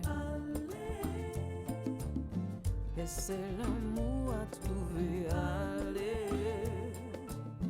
Oui, c'est la vie ou sauver. Quand ça l'amour à trouver. Oh,